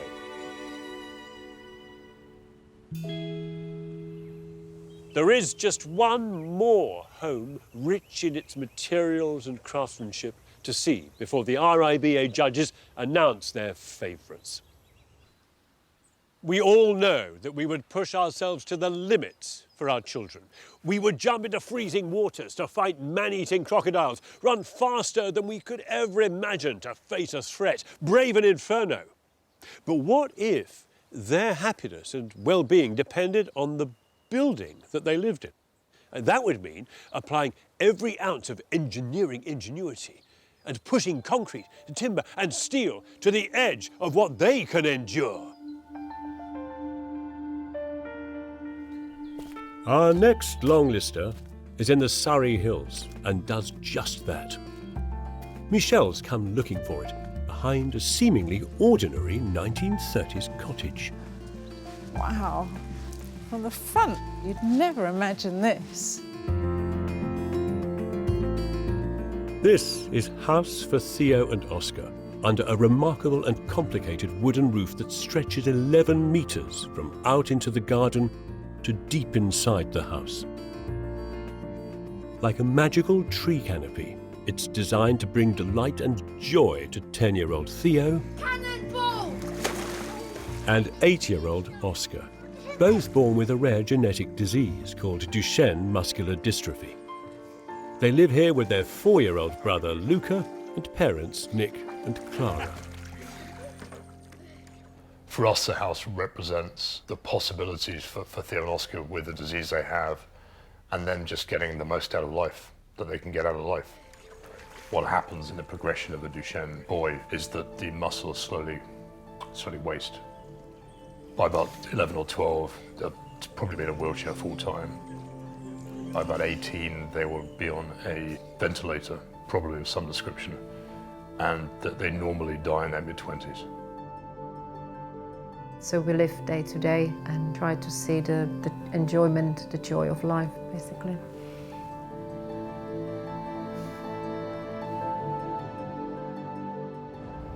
A fully wheelchair-accessible single-storey extension has been added to the original house. Theo and Oscar's rooms open onto the garden, while behind is Luca's room and a wet room. An open-plan kitchen and family garden room connect the new to the old, where the grown-ups have their own sitting room. Nick and Clara wanted the boys to have fun rooms that didn't feel in any way institutional. The idea of a space that felt like a tree house with its own canopy was suggested by the husband and wife team of architects David Tigg and Rachel Cole. The big statement of this design has got to be this roof. I mean, I've never seen anything like this before. This whole design was about the relationship with the garden, the trees around us and nature as a whole. It shelters, it was brought sort of dappled sunlight through it. It gave shade during the kind of high summer months. And yeah, it gave a place for the boys to play. The way the structure works, you do have these kind of basis of the trunks and then this floating canopy above, protecting everything underneath. It feels very natural that it just floats over the top, and yet it's a massive structure. We had a lot of fun with the engineers, kind of working out this kind of almost like this problem of thinking, well, how can it be expansive and how can it be also delicate simultaneously and incredibly strong? The roof needed to be incredibly strong to support the hoists and slings that Theo and Oscar will need in the future. It's made from glue-laminated timber, layers of Siberian larch bonded together in different directions under pressure. The criss-crossing structure makes it even stronger and more rigid. I'm really intrigued to see how this roof continues inside the house, because it's already kind of cut by these doors. Ah, wow. And they fold all the way back. All the way back. It really allows you from this bedroom to I'm just seeing the garden. There's just no interruption at all. Just following that concept through of connecting the inside to outside. and just make sure we maximise all these openings so that you just remove all the barriers. Even when the boys are no longer mobile, they'll still be connected to the outside world here. The whole house has been future-proofed, the hallways widened and the floors levelled for easy wheelchair access. But fashioning such a bespoke home doesn't come cheap. Nick thought he could raise some money and pledged to run 20k every day for 20 days. It didn't raise enough, but it did get the attention of a friend's partner, Peter McCall, who worked for a large firm of property developers. When I took it forward to my CEO, you know, he has 5 kids, 3 sons, and I have 3 sons. And you just looked at this family and you looked at ourselves and we said, flip, you know, there, but for the grace of God, goes any of us. And if we can do something, we really should try and do it. And they did do something. Not only did the company provide expert personnel on site for free, but they also contacted all their suppliers asking if they'd be willing to contribute. All of them stood up and all of them said, absolutely. If you want help, we're absolutely in. Tell us what you need. It was a genuine surprise to say, oh my goodness, like nobody has backed off. Incredible. And what a tribute to everyone involved. Suppliers donated the materials they could, depending on what they had available. But that created another set of problems. Actually, the front of the house, we originally envisioned a sort of a burnt timber cladding. However, we found out actually we could only use slate because one of the kind suppliers said, you know, I've got an abundance of this, so, you know, please, you know, use it as and where you need. So we had to sort of very, very quickly evolve it over literally 2 days, going from one finish to a completely different finish and all the kind of intricacies and detailing of that, then immediately build it on site, almost as if we were designing it on the go. This need to design on the go drove David and Rachel to embrace different construction methods. The roof is held up by concrete sandwich blocks, normally only seen in high-rise homes, which were prefabricated off-site and erected in just 1 day. And just as well, time was of the essence. Nick, Clara and the boys were living in a log cabin at the bottom of the garden. I mean, how did you cope with all of that? With difficulty. Just kind of tough times. We were in there for 13 months, 30 square metres with 5 of us. And then we had an outdoor toilet, but it was without drainage. We had an outdoor shower, which stopped working after 2 months. So we had cold water showers for too long. Did it help that you could at least see the vision appearing before your eyes? Yeah. I mean, you're sort of seeing it with quiet desperation. Please hurry up. The wait for this house was worth it. Its design and its materials have an important job here to enhance the boys' lives. It achieved what we hoped and dreamt that it could achieve, to be an environment for Theo and Oscar to thrive in, and also actually an environment that we could help them thrive in. When we see Theodore laughing his happy face in a sling or in a wheelchair, feeling safe and confident, it's great, you know. It's great for what we have. We've been very lucky in being unlucky, I would say. This building shows you the power and possibility of architecture. It shows you that when you combine determination with ingenuity and compassion, you really can create something that is literally life-changing.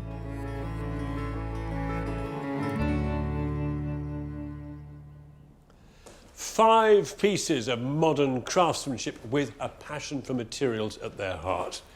But which of them will the RIBA judges promote to the shortlist? Will it be Wolds Barn, a stack of concrete cladding and corten steel disguised as a rusty old shed? Slot House, the steel-framed micro-home that's been squeezed into an impossibly tight site. Kyle House, the Scottish Scandi eco-retreat where worlds collide. Local stone on the outside, exquisitely honed Danish timber within. Grain House, a wonder world of superbly crafted wood. Or the house for Theo and Oscar, under a soaring roof that pushes engineering boundaries to improve the lives of the family who live there. The architect, Amin Taha, is the chair of this year's judges. So, in materials and craftsmanship, you've shortlisted 2 buildings. Which is the first? Slot House. Classic urban leftover site.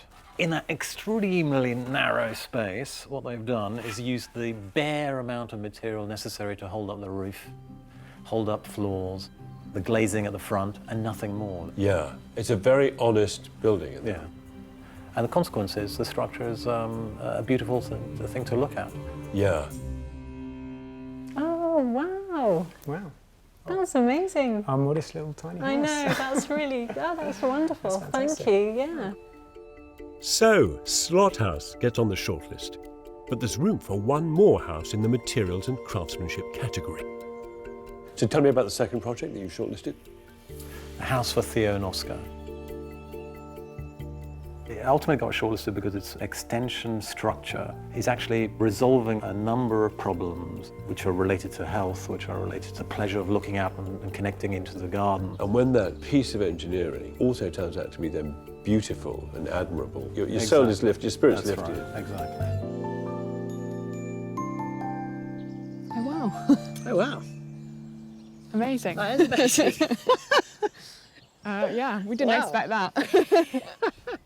Wow. Good on the architects and good on Ballymore. That's amazing. That's great. Yeah, that's great. Thank you very much. Oh. So, House for Theo and Oscar joins Slot House with a place on the shortlist.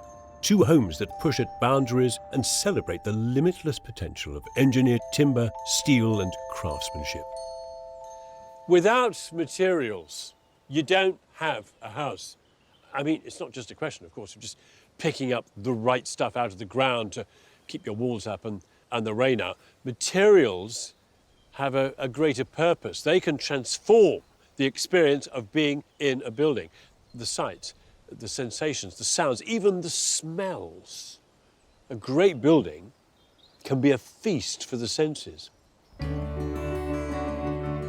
Next time, we'll be exploring houses that offer ingenious solutions to thorny problems. It's fast-flowing, aggressive water. You really have to be very careful not to lose your footing. Get swept away. 5 more breathtaking buildings filled with moments of wonder. Wow. Now that's nice.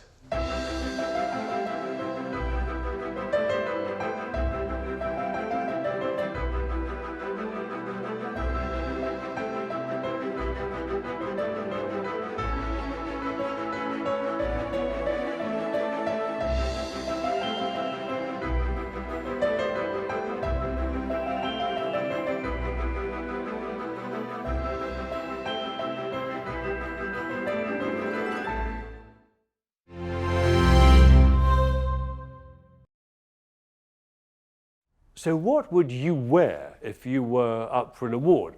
I mean, you'd want to look your best, obviously. And we're rolling out here the red carpet for a dazzling parade of some of the most head-turning houses British architecture and design has to offer. We're exploring the incredible homes longlisted by the Royal Institute of British Architects for the 2021 House of the Year Award. Long, isn't it? So far, we've seen some houses that take you by surprise. Wow, a brick bombshell. And some homes that showcase superb materials and craftsmanship. That is quite something. In today's episode, we're looking at a category of houses that solve problems. It's fast-flowing, aggressive water. You really have to be very careful not to lose your footing. Get swept away. Absolutely. At the end of the episode, we'll find out which of these incredible buildings have been shortlisted by the judges from the Royal Institute of British Architects. It's extraordinary, it's a beautiful thing. Then, at the end of the series, we'll announce the winner of the 2021 House of the Year Award. So, stand by to be starstruck by the architectural A-list. And the best thing is, you don't even have to get dressed.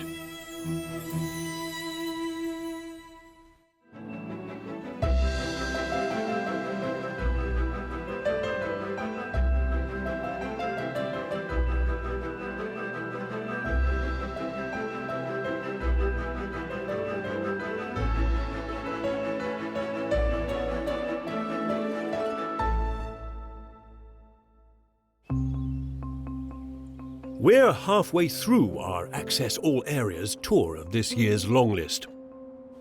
So far, 4 buildings have made it onto the shortlist. The Water Tower, an industrial relic reborn as a futuristic high-rise home. House on the Hill, a shape-shifting, shadowy extension to a Georgian farmhouse. The small but perfectly formed Slot House. And House for Theo and Oscar, which embodies the life-changing power of extraordinary engineering. But 5 more long-listed buildings are now standing by, ready to be explored. The buildings in this category are all problem solvers in their own way. Think of them as champion chess players or as master generals, experts in tactics and strategy, able to overcome obstacles at every turn with brilliant ideas. Whether it's through a single stroke of genius or hours and hours of painstaking trial and error, these buildings have all taken on a challenge and not just risen to it, but transcended it. Visiting these inventive homes with me are the design expert and writer Michelle Ogundehin. It's incredibly beautiful. I mean, it's a sort of sculptural hat to your lovely building. And the architect, Damion Burrows. This is what it's all about, isn't it? Living by the river is a dream for many of us. The idea of sitting back on the porch in the sunshine, soaking up the cooling breeze, watching swans drift by on the meandering current, observing the pleasure craft. In truth, though, the reality can be much more brutal, especially when the weather's bad. The rain sluices down, the river suddenly bursts its banks, and you find your house flooded, which is quite the set of problems, isn't it? That's what our first long-listed house has to contend with.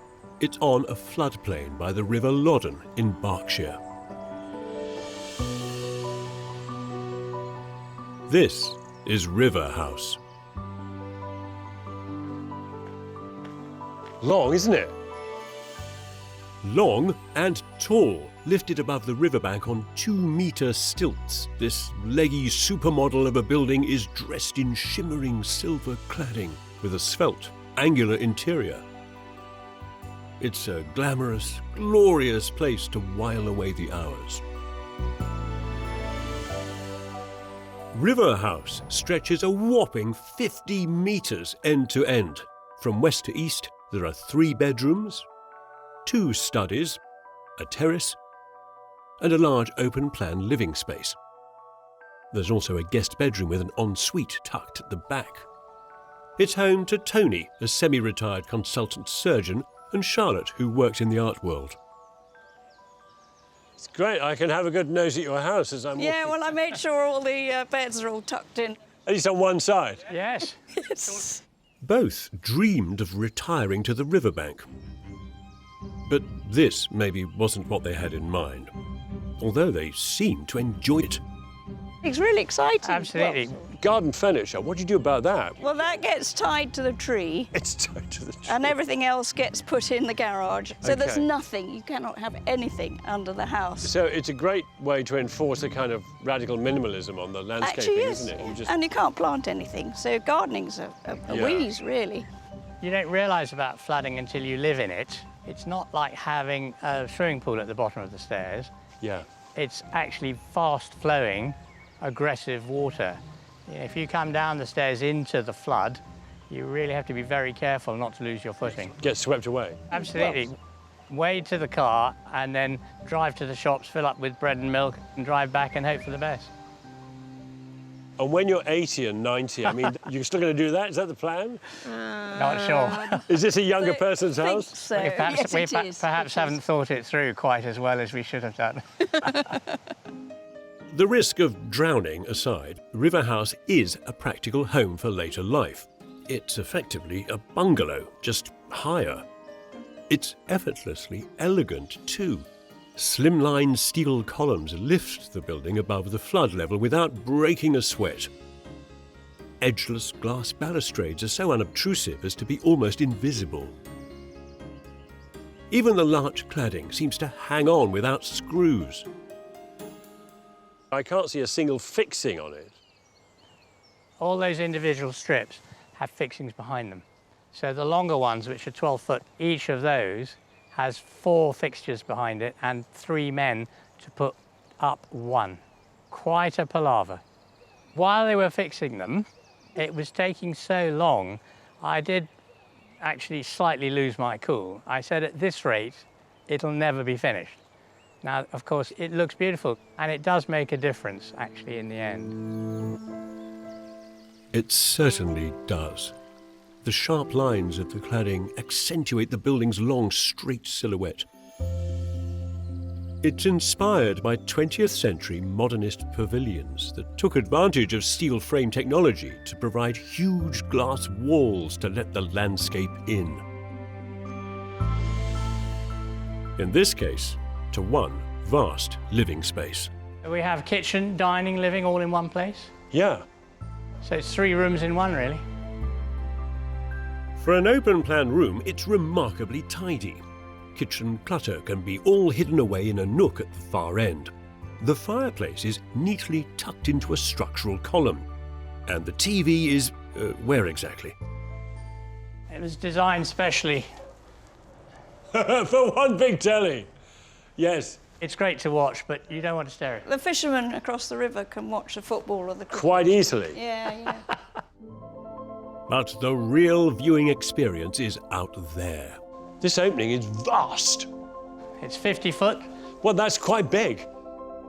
In the architect's initial design, however, this spectacular vista was interrupted. Originally, the roof would have been held up by steel columns, probably 4 or 6 of them, but it would just ruin the view, wouldn't it? But it did take me 6 months of looking at the design to notice the columns, so I'm a bit embarrassed about that because the redesign cost us 3 months. How much did it cost in pound notes? I actually have no idea. But to be I fair to say, told you a lot. I'm doing a rough calculation in my head into the tens of thousands. Yeah, don't tell me, I'll get depressed. Tony and Charlotte's expensive decision to replace the columns with invisible steel beams hidden in the roof and remaining 3 walls was worth every £1,000. Their hands-on approach was admired by the RIBA judges, who spotted their personal touch in the morning terrace they requested at the eastern end, and some of the interior details that echo the external cladding, like the run of bespoke birch plywood cabinets in the hall. It's like a runway rather than a hallway. These run all the way down. They do, 34 metres of Am I allowed to look in? Yeah. Not that one. Yeah, I just did. That's my cake. And it's not only the joinery that carries you through this house. The lighting is driving you all the way down the building. It's like something from a science fiction movie. We like the effect because it's just one strip. Which takes you all the way down to the master bedroom at the far end. As every good modernist building does, RIBA House separates public and private areas. An open-air terrace divides the main living space from the bedroom wing, which contains 2 private studies,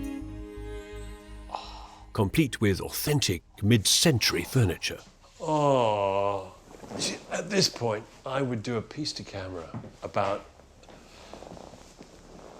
20th century retro recliners, big picture windows and fabulous views. But this house is too comfortable, too relaxing. RIBA House is sufficiently original and creative while fitting a great modernist tradition. It belongs right now while drawing on a history of ideas. This house, you know, has many antecedents, all those beautiful villas and pavilions, long, stretched, rectangular objects in the landscape that engage effortlessly with their surroundings. The thing is, if you want to build in that idiom, you've got to add to the conversation. And boy, does this building do that. It is bigger, taller, longer. It truly goes above and beyond. We've seen one ingenious problem-solving home, 4 more to explore before we learn which of them will stay in the race to win House of the Year 2021. We all like the idea of getting away from it all, don't we, eh?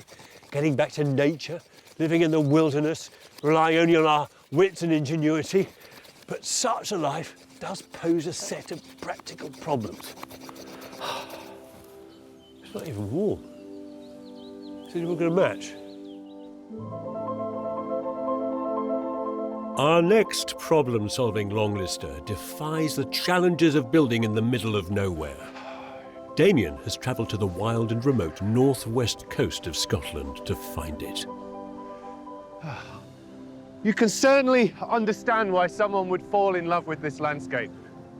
But what drives you to build a house in this rocky, boggy, windswept wilderness? And how do you get one here?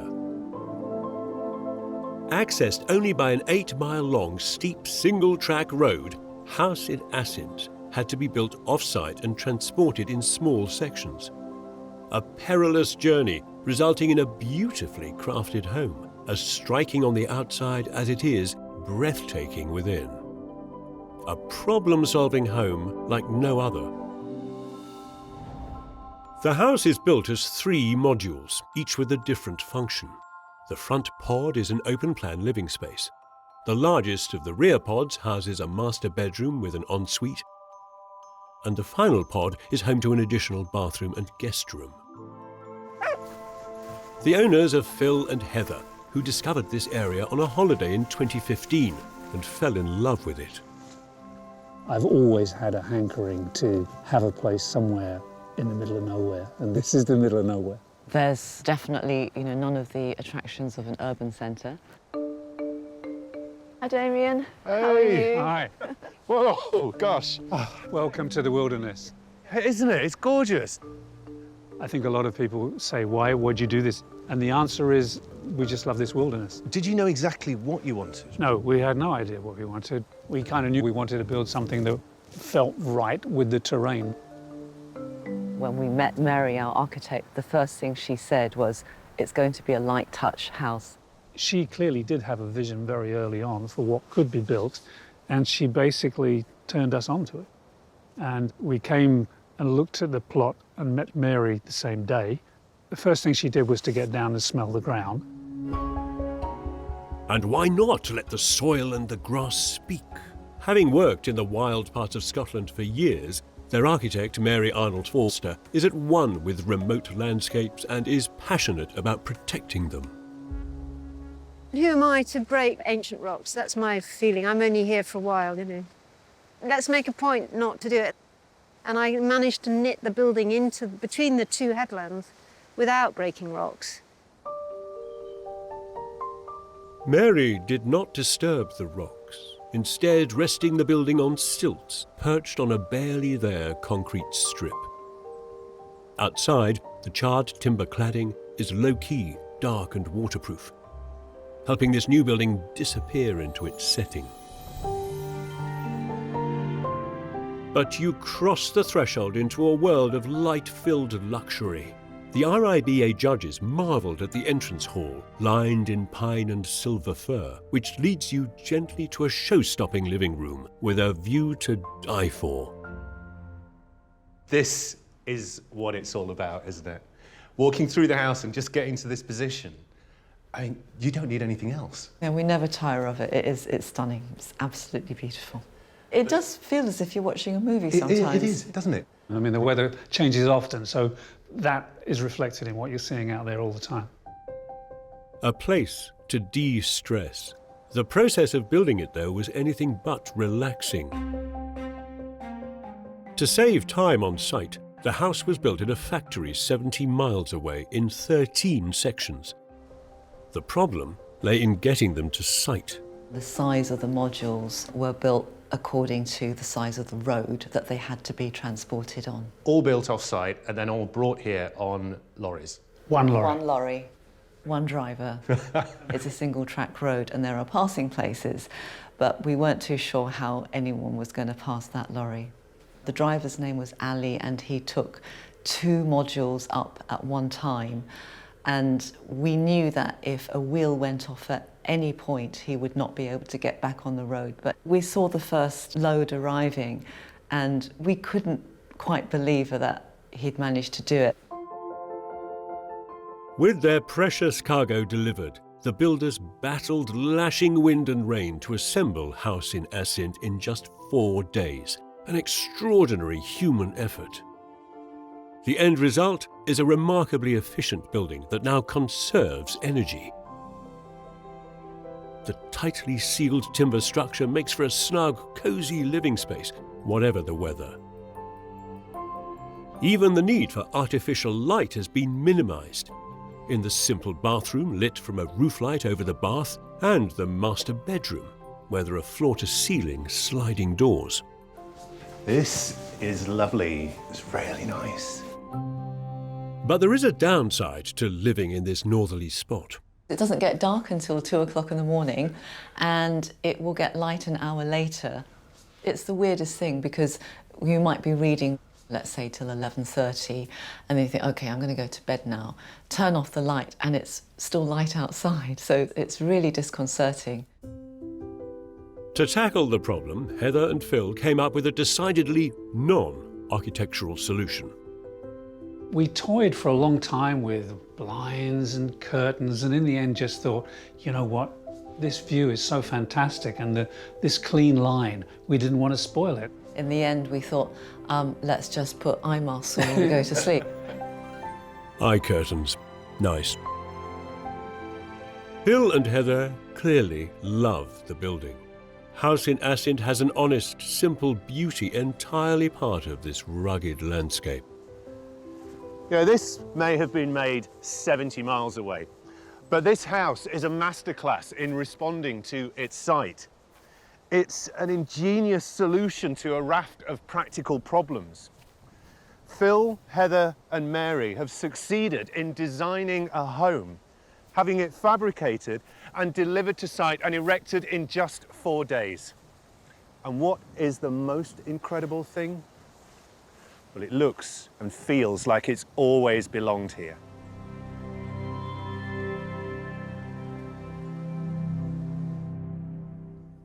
Neighbours, they can get a bit too close sometimes, can't they?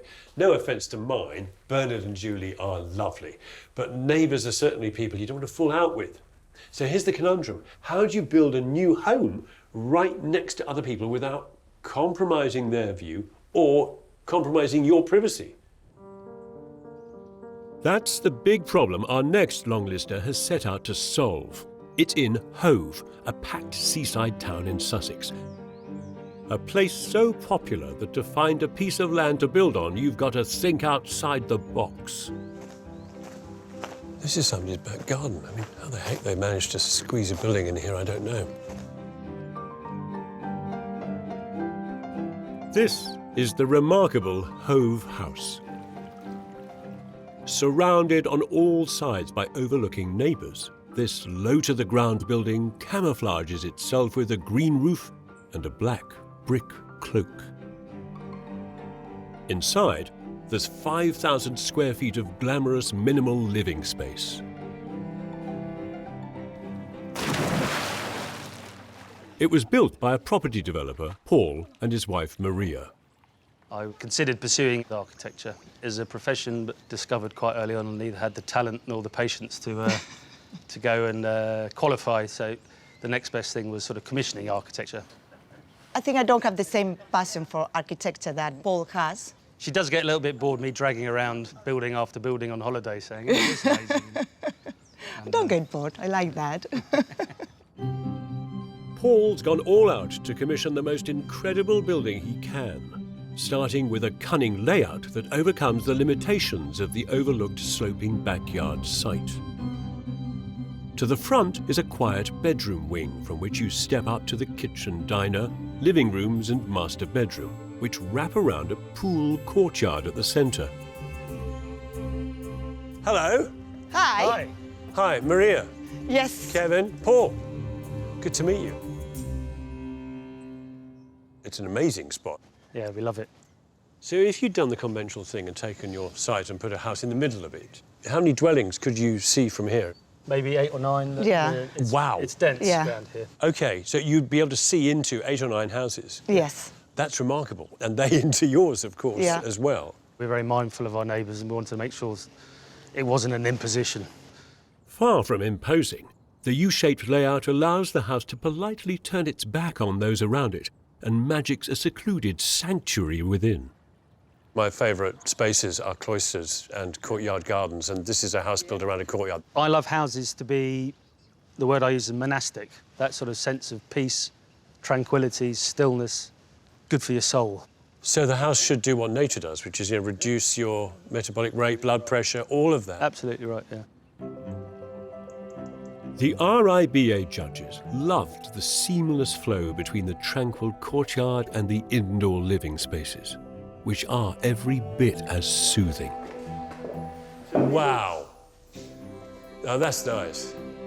The kitchen is monastically minimal, open, light and perfectly white with a simple polished concrete floor. And the architects played some nice tricks to establish the same relaxed atmosphere as outside, repeating elements of the building. A lot of rhythms, the rhythms of the 1, 2, 3, every third pane there's a post, so you get a rhythm of the window frames and the posts, and they turn, repeat the line. Carefully controlled. Yeah, carefully controlled, yeah. In the rhythms of the windows and the geometry of the exposed roof trusses, Hove House is organised with a glorious precision. All that is beautiful is placed on show, while all the functional stuff is hidden. The glamorous kitchen pod secretes a utility room within its heart. To build this remarkable home took 15 months, and it wasn't an easy journey. As I'm told by the contractors, 2 of the wettest winters on record. And we're on clay where we are here, so we managed a first on the site where one of our ground workers got trench foot. In his rubber boots? In his rubber boots. Something we thought had finished after the First World War, resurfaced in Hove. Yeah, I thought only sheep got that. Wow. The visionary behind this house is the award-winning architect Carl Turner, who started to design it not as Paul's family home, but something else entirely. Paul had bought this site because he's a developer, and we were tasked with building a 4,000 square foot home, which would be sold on the market. The penny dropped that this could be like a perfect forever home for them. When it flipped from being a development into his own house, he started putting more money into it because, you know, if it's for yourself, you can see the value of having, you know, that extra thing that you wanted. One of the extra things that the design nut Paul desperately wanted was a set of door handles designed by the god of modernism, the architect Mies van der Rohe, for a scheme he never built. Paul commissioned a specialist foundry to cast them, using the ancient lost wax method. And here are his handles. Oh my goodness me. Oh, that feels really good. Curved at the back to accommodate the roll of the hand. Edge here for the thumb to kind of press against the flat surface. Nice action too. God truly is in the detail. Every inch of this former development project now bears Paul and Maria's fingerprints. Simple, minimal living spaces have been personalised with sweet chestnut interior cladding. They've even added an extra 1,000 square feet to the original floor plan to form a private master bedroom wing. But more than that, when Paul and Maria decided to make Hove House their own, they gave it soul. In my experience, when you change a project halfway through, when you shift direction midstream, that's when things go horribly wrong. It involves usually an overspend and a finished building which is sort of half-cocked. But that didn't happen here. That didn't happen here, I think, partly because of Paul's brilliance, but also because of Carl's genius as an architect. And as a result, this building exudes beauty and that monastic stillness that Paul wanted, and privacy too. And these are qualities that you can't just buy. This isn't checkbook architecture. This is what happens when you produce something from the heart. So, that's 3 houses that have faced difficult challenges and wrestled them to the floor. But 2 problem-solving homes remain, before we discover which of them the judges have shortlisted for House of the Year 2021. The trouble with us humans is we love to improve things. We like to add and add in an attempt to try and make things better all the time. But of course, it is so easy to take things too far. I mean, to not exercise judgment. And then you're left with what? I mean, something that's actually pretty atrocious. Far better to respect the integrity of the original idea. But how do you respect the integrity of an ancient, crumbling farm building when you're trying to turn it into a 21st century home? Michel is in deepest Devon, where our next longlister has found the solution. This is the Out Farm, a barn conversion like no other. It keeps the openings of the original building, where cattle came in and out, so it still has agricultural echoes. Yet inside, it resounds to the urbane glamour of a private members' club. It's home to Richard and Dawn, who fell for its romantic charm 8 years ago. Well, when we first saw it, we could just glimpse it through the fog across the field. And it was just this sort of almost fairy tale feel to it, quite enchanted. These sort of ancient stone glimpsed through the trees of the copse. The spirit of the place was just got us straight away. It's just... very castle-like. Yeah. Luckily for them, they have a son, Tom, who was in the process of qualifying as an architect. He could turn their vision into reality. I think a really good piece of architecture is really disciplined and restrained. It's about honesty and expressing the new and old parts of the building. To kind of create a home for people you know so well was a joy to do. Hello. Hello Hi. there, you must be Richard. Yeah. And Dawn. Hello. And this is Tom, our son. From this side, you really get a sense of the majesty of this barn. But this noble building had fallen on hard times when Richard and Dawn first bought it. There was no roof. The tops of the walls were falling down. There was no floor. There were trees growing up inside. But the walls were so solid, it had this feeling of solidity and longevity. I just thought it had such an incredible feel. I felt so sure that it needed rescuing. Within a few years, it would be beyond it, and the walls would start seriously falling down. Well, it's not falling down now. This is less barn conversion, more resurrection.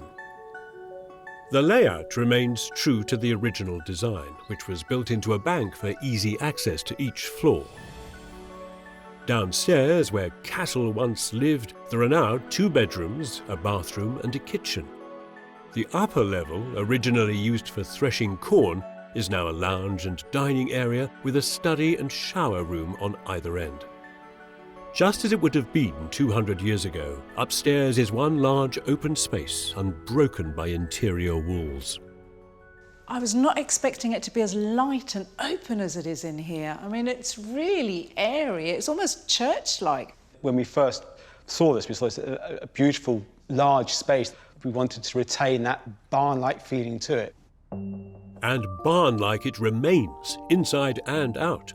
They've respected the old shell by not making any new openings in the stonework, meaning they had to think cleverly about how best to use the natural light available. We've only got 3 openings, really, to get the light in. So if you start sticking walls from plate down to floor, you're going to create a lot more darkness and not allow the light to bounce around. We wanted to take as much light as we could from each opening. The frames are pushed right back to the sides of the walls. The oak window frames are simple and functional. The lime-plastered walls are plain, the balustrades unfussy and hand-forged. Every element has a down-to-earth beauty in keeping with the past life of the place. In fact, the RIBA judges praised the way every new addition sensitively builds on the barn's history. But how do you create privacy in an authentically barn-like open space? At one end, you've got the study area where we've divided it off, and the other box at the other end actually has a loo and a shower in it. I mean, it allows you to sort of leave the whole envelope completely untouched, and you just inserted these little bits and then added your furniture. This is future-proof design. These floating room dividers, crafted in lightweight sycamore, can easily be moved or removed in years to come. The barn could even house an extra mezzanine floor in future, thanks to the unusual design of the timber roof. Usually on a building like this, I'd expect to see beams going across the width, because that's kind of shorter and it's easier. The truss spans from gable to gable the kind of wrong way down the building rather than across. And that's basically very efficient, which means that all of the structure is pushed higher into the roof. It uses less timber and supports the roof in a very simple way. We wanted to get that ethos of simplicity, function and precise engineering that old barns kind of are known for. I think it's incredibly beautiful. I mean, it's a sort of sculptural hat to your kind of lovely solid building. The challenge of making this original piece of architectural millinery fell to a local carpenter, Adam Milton, and his team, who hand-built the frame from Douglas fir. For us, it was really pushing the boundaries of carpentry. We're still working by hand, using handheld machinery. We built it full size in the workshop. Then we dismantled the whole thing and brought it on a tractor and trailer, and then we forked it up onto the roof, temporary scaffold, and we built it piece by piece using a hand crane. The result is an extraordinary fusion of traditional approaches and 21st century engineering design.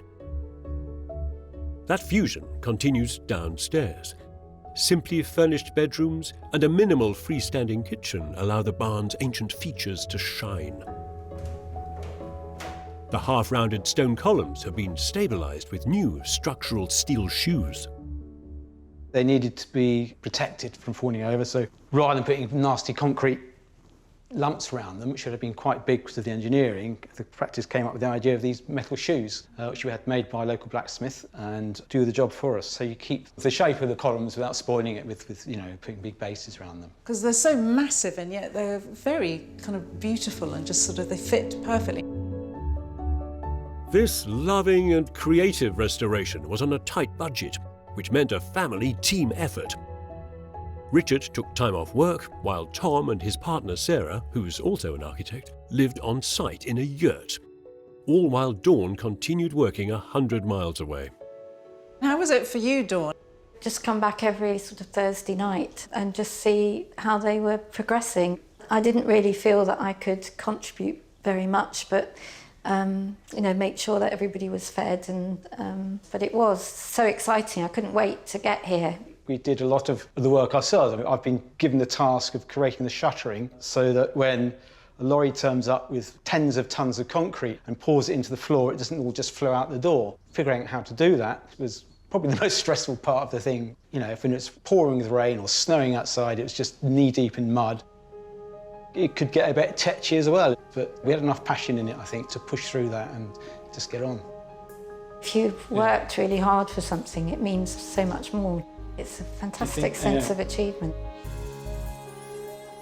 Through great skill and hard work, this building beautifully preserves the spirit of the original barn. This is a piece of architecture that's not only wonderful to live in, but it also lifts the spirits. There's just one more of our problem-solving houses to see before we hear which of them the RIBA judges are adding to their shortlist for House of the Year 2021. Who wouldn't want to commission a beautiful, bespoke home for themselves, somewhere where every need is attended to, where your spirits are uplifted, where your heart is filled with joy? Thing is, of course, is that such a home is beyond the mere reach of us mortals, isn't it? I mean, it's sort of a proposition that none of us can afford. Or is it?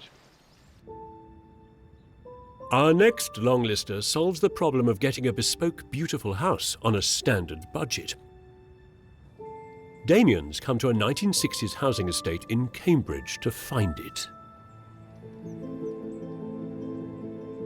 This is Simple House, made to measure for its owners. Simple yet beautiful living spaces, tailored to their needs, spill off a dramatic 1.5-storey central hall. Design details have been hand-picked, from gravel embedded in the concrete floor to striking circular roof lights, all built for £200,000. Simple House makes the most of a modest infill plot. Taking inspiration from Japanese courtyard houses, there are 2 enclosed gardens. There's an open-plan living space, master bedroom, bathroom and cloakroom, and a study, which can be used as a guest bedroom. Its owners are Jenny, who works in the theatre, and Aki, a doctor who grew up in Japan. They decided to build Simple House after struggling to find somewhere to buy in the city. Hey! Oh, welcome. Oh, thank you. We've got a fixed budget in Cambridge, probably one of the most expensive areas you can be looking. Yeah. What was on offer? Houses were pretty much out of the question. Nothing with a garden. Nothing with a garden, Yeah. definitely nothing with a garden. And nothing detached, certainly. We were also at the same time looking for a plot of land. And that we looked for about 3 years. And they come up so rarely in Cambridge. And finally this one came up. So I was really excited by the idea of starting from scratch, and particularly, you know, the idea of just fitting everything to your size. It's a small plot, but we're 2 quite small people, and we could make everything fit around us, and that was quite an interesting prospect. How wonderful to find, hidden among the uniform houses on the estate, such a one-off. One that quietly nods to Aki's Japanese heritage. There are subtle echoes of Japanese buildings in the flat, slightly overhanging roof and in the slatted wood cladding, reminiscent of traditional koshido, or latticed doors. We didn't want to make a loud statement about Japanese design, but we appreciated that kind of detailing, and I think that subtly that is within the design. Yeah, a bit of Japanese Cambridge fusion. Yeah, that's right. Why not? Exactly. Why not? The subtle Japanese influences continue inside. Oh, this is lovely. Pared back minimalism, natural materials left on show, joists exposed. But there's also a practical reason for all this. To save money. There wasn't a lot of finishing that happened on the interior. What you see is what was built, and it was just left like that. Even the walls are unpainted. They're self-coloured white plaster. The overall effect is a delight, cleverly achieved with standard materials. Most of the materials are, you know, what you get off the shelf. Get the birch ply or the beams. Jenny and Aki's strategic deployment of their budget impressed the RIBA judges, who praised Simple House for punching above its weight with a remarkable level of design. The space-saving bathroom has a beautiful Japanese-style sit-in bath. The simple master bedroom gives onto one of 2 courtyard gardens. The layout is ultra-efficient and doesn't waste a millimetre of the plot, thanks to the ingenuity of the architect, Tom Miller. I showed them an idea that you take the site, first of all you start putting a roof on it, and then you cut out courtyards and you pop areas up. And this was what we were left with. This is the perfect mix of interior and exterior space, but they're treated quite equally. Today, these generous outdoor rooms offer moments of calm, but building Simple House was less than restful. We're on very clay soil here, and the moment you dig a hole, it fills up with water and doesn't go anywhere. I know the bricklayers had to pump it away each day when they turned up. Are you turning up on site each morning to find that everything that you've done the day before is now submerged? Yes, incredibly difficult. And it's just the ordinary everyday stuff of how you move around on a waterlogged site as well. You know, when it's clay and it's sticky, it's no fun. Despite a difficult build, Simple House was finished in 13 months. It proves that expensive materials and fancy gadgets are nowhere near necessary in the creation of a beautiful one-off home. Tom, Aki and Jenny have executed a masterclass in focusing on what matters to them. Simple House has solved that age-old problem of how do you balance a small site and a tight budget by reaching out to the four corners of this plot and bringing in daylight, privacy, texture and detail.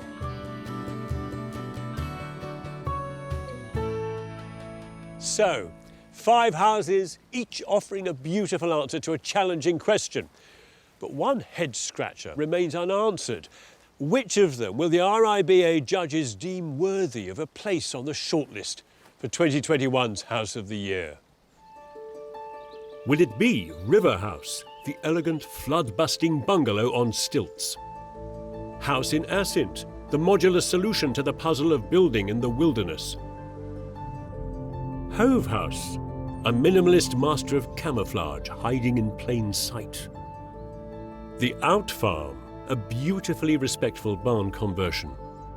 Or Simple House, a Japanese-inspired example of how to get beauty on a budget? Armin Taha, the chair of the judging panel, has the verdict. I think you've shortlisted 2 projects in this category of problem-solving houses. What's the first? House in Asent. What elevated it to the shortlist? Beautiful location, but of course very hard to build there. Quite a hostile environment as well. Yeah, the wind is howling underneath and all around, as it were, yeah.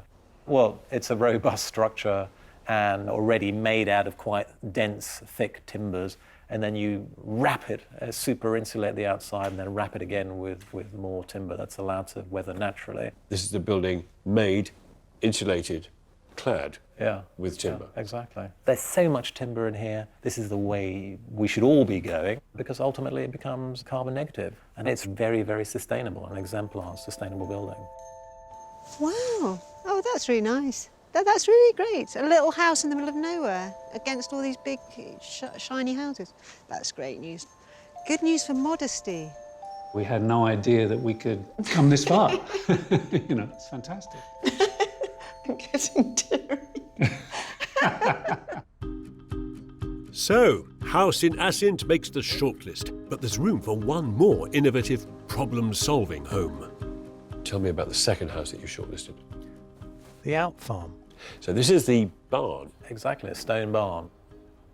I mean, ultimately, never meant for habitation, human habitation. Now, anybody else would have taken that structure and built on into it, around it, whatever, and it would become a new building, a restored barn.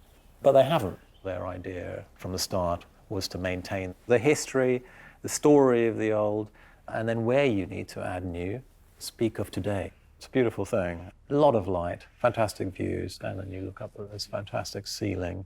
Isn't that a redeeming feature, that actually that the building isn't a set of solutions, but it is also something spiritually uplifting? Yeah, exactly.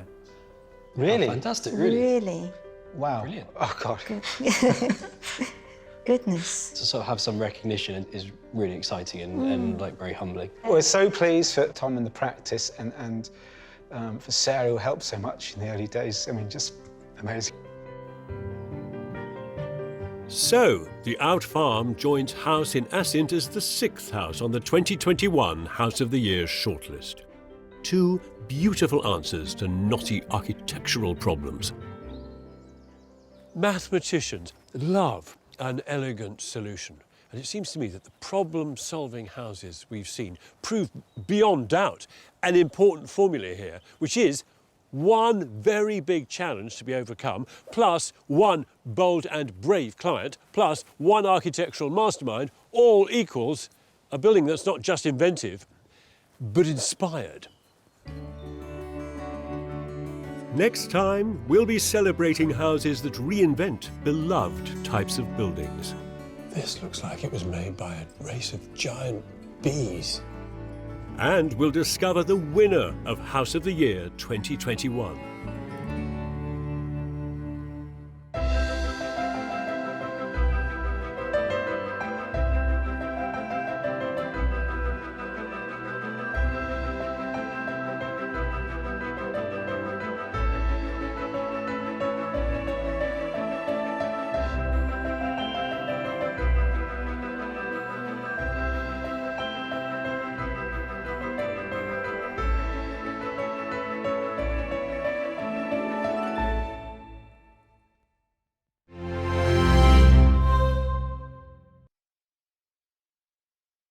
How are you with suspense? I'm terrible, which is why I'm so relieved we haven't got long before we discover who the winner is of the Royal Institute of British Architects 2021 House of the Year. We're nearing the end of our tour of the spectacular houses on the RIBA's long list. This is one heck of an overhang. Yeah, it takes you back a bit, doesn't it? Well, it certainly does. Well, it pulls you in. So far, 6 houses have made it onto the shortlist. Wow. Oh, that's really nice. I'm getting teary. Now there are just 5 more long-listed homes left to explore. Heavens above. And this time, they're all houses that reinvent familiar types of buildings. Oh, that's remarkable. It's like standing underneath the oculus in the Pantheon. One of them will scoop the last remaining spot on the shortlist. It's pink. I hadn't expected it to be so warm and yielding inside. Before we find out which shortlisted home is victoriously crowned the Royal Institute of British Architects House of the Year 2021. So steel yourself and stand by for a nail-biting finish.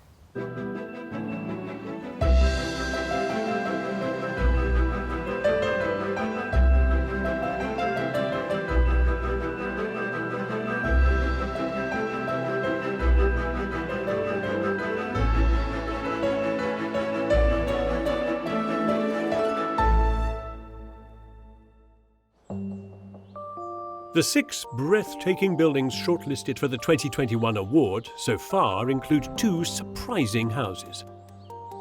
The sci-fi-inspired water tower. Oh, wow. And the space-age extension house on the hill. 2 more come from the materials and craftsmanship category. The ingenious steel-framed slot house, and the engineering marvel that is House for Theo and Oscar. And there are 2 problem-solving projects. Welcome to the wilderness. Isn't it? It's gorgeous.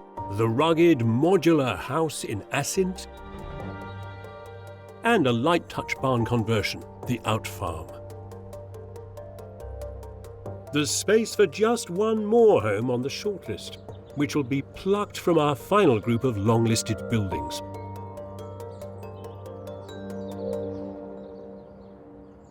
This category celebrates houses that reinvent, a bit like a chicken tikka masala pasty or a chocolate pizza. The power of these buildings, you see, is that they take something familiar, something we all know and love, and then they give it an invigorating new culinary twist. Our first longlister reinvigorates a Kentish classic, the Oast House. Originally built for drying hops, these red brick towers now make popular round homes. But there's never been one quite like this. Holy Oast! Blimey, that's strong. The modern Oast pushes circular living to the limit. Not 1 or even 2, but 5 tile-clad roundels built in 21st century highly insulated timber and fused into a single glorious edifice. With sinuous, curved walls, circular stairs, and dizzying conical ceilings. On the ground floor, a kitchen, sitting room, guest room, and study open off a central hall. Upstairs, there's a double-height living room and 3 split-level bedroom suites. It's the curvy brainchild of German-born architect Friedrich Ludwig, who loved the idea of reimagining a Kentish architectural delicacy. Hi, Friedrich. Hi, Kevin. How are you? Great to see you here. This is but a remarkable building. Remarkable. Tell me how this spaceship landed here. I mean, it's not, of course, from another planet. It's very much of this place, isn't it?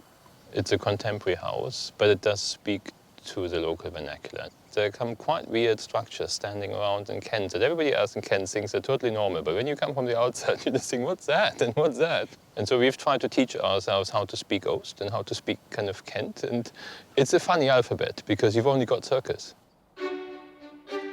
And what a sentence of circles Friedrich has built here. A traditional Kent Oast house might have 1 or 2 round towers joined to a standard rectangular building. But here, there are only cylinders, 5 of them, which interlock to create an extraordinary set of spaces within. Come inside. Thank you. Oh. That's remarkable. Stepping into the central roundel, you're greeted by an unbroken view right to the tip of the cone. You have no real sense of how high that is. That could be 20, 30, 40, 50 feet. It's like standing underneath the oculus in the Pantheon or in a church. It is an awe-inspiring spot for a family dining room.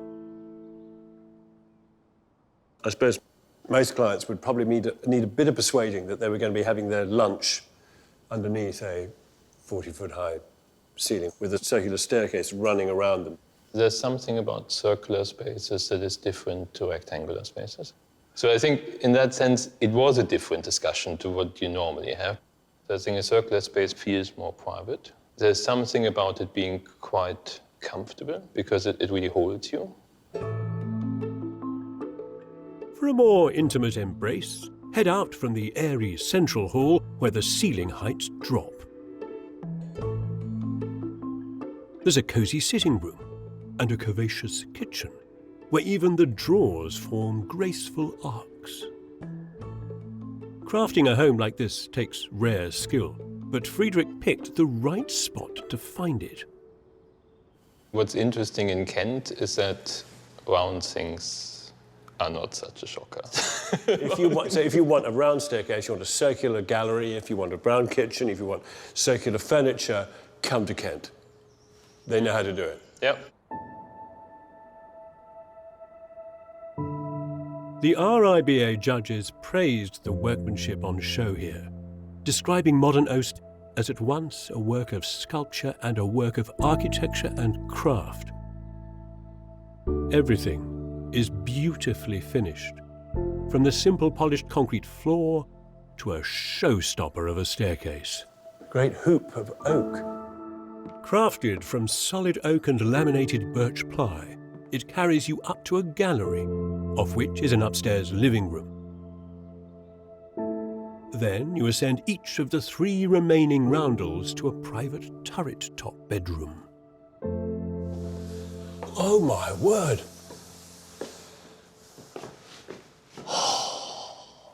Heavens above. This looks like it was made by a race of giant bees who are adept at handling plywood. Oh, there's something not quite human in scale or pattern here, as though it belongs to the invertebrate world. It's magical. Magical and primal too. This house resonates with the same energies as a very stylish traditional yurt would, or an igloo. Everything is curved, sinks, mirrors, even the lights. But there are some rogue right-angled elements in this world of circles, like the tiles. 41,000 of them drip off the roof and down the walls, of which 24,000 had to be hand-trimmed to fit the awkward tapering shapes of the cones. When I first turned up, it was like, wow, a wow factor. Just what a job that is. You know, challenging is an understatement. It's like a puzzle, a 15,000 piece puzzle. We've never cut so many tiles on one project before, ever. I mean, it's thousands of cuts. It was a tsunami of clay dust around the whole area when we were cutting that for days. In all the years that I've been doing this, there's never been a job like this, ever, and probably not again. Oh, but I hope there will be. I really do. I've come round to liking this place very much. You might scoff at the idea of living in a house made out of circles of all things. But let me tell you that having spent time in this place, it has worked some really powerful magic on me. I mean, all those strange interpenetrating shapes, the soft curves, they almost reach back and connect this building to its antecedents. All those great historical structures, those round buildings that humans built for tens, if not hundreds of thousands of years.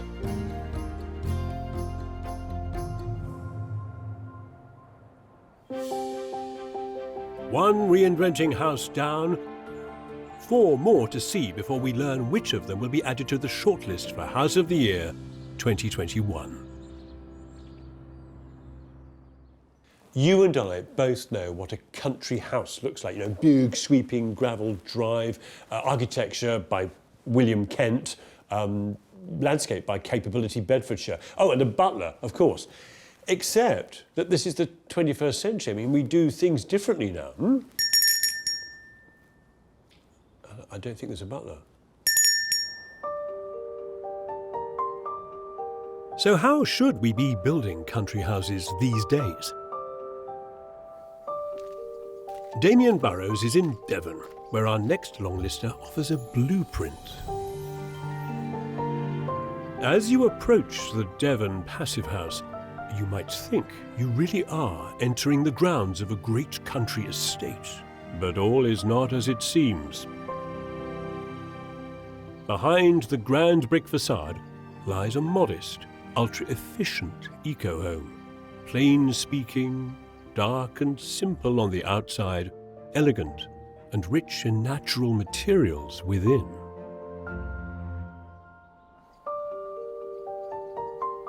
It's deceptively large, too, with a secret basement housing a media room and plant room. The rest of the house all flows off a central atrium. There's an open-plan living, dining and cooking space, a library and 4 bedrooms.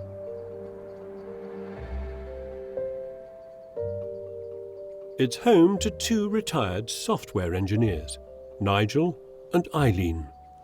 Hey, Nigel, Eileen, how are you doing? Good, thanks, Good, Damion. thanks. How are you? Beautiful to approach. It's beautifully subtle. I mean, it's not showy at all. You're not showy people? No, I'd say one of our instructions actually was nobling, absolutely nobling.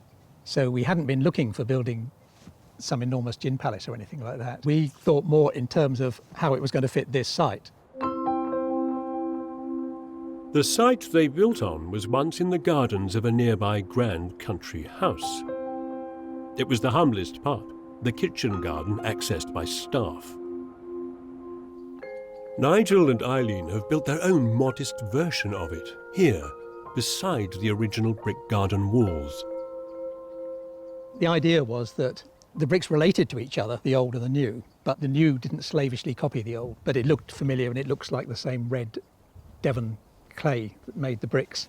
With the doorway looking like the entrance into the walled garden, so it mimics that whole look. And it's a secret garden, and who doesn't want to live in a secret garden? Everybody wants to live in a secret garden, of course they do.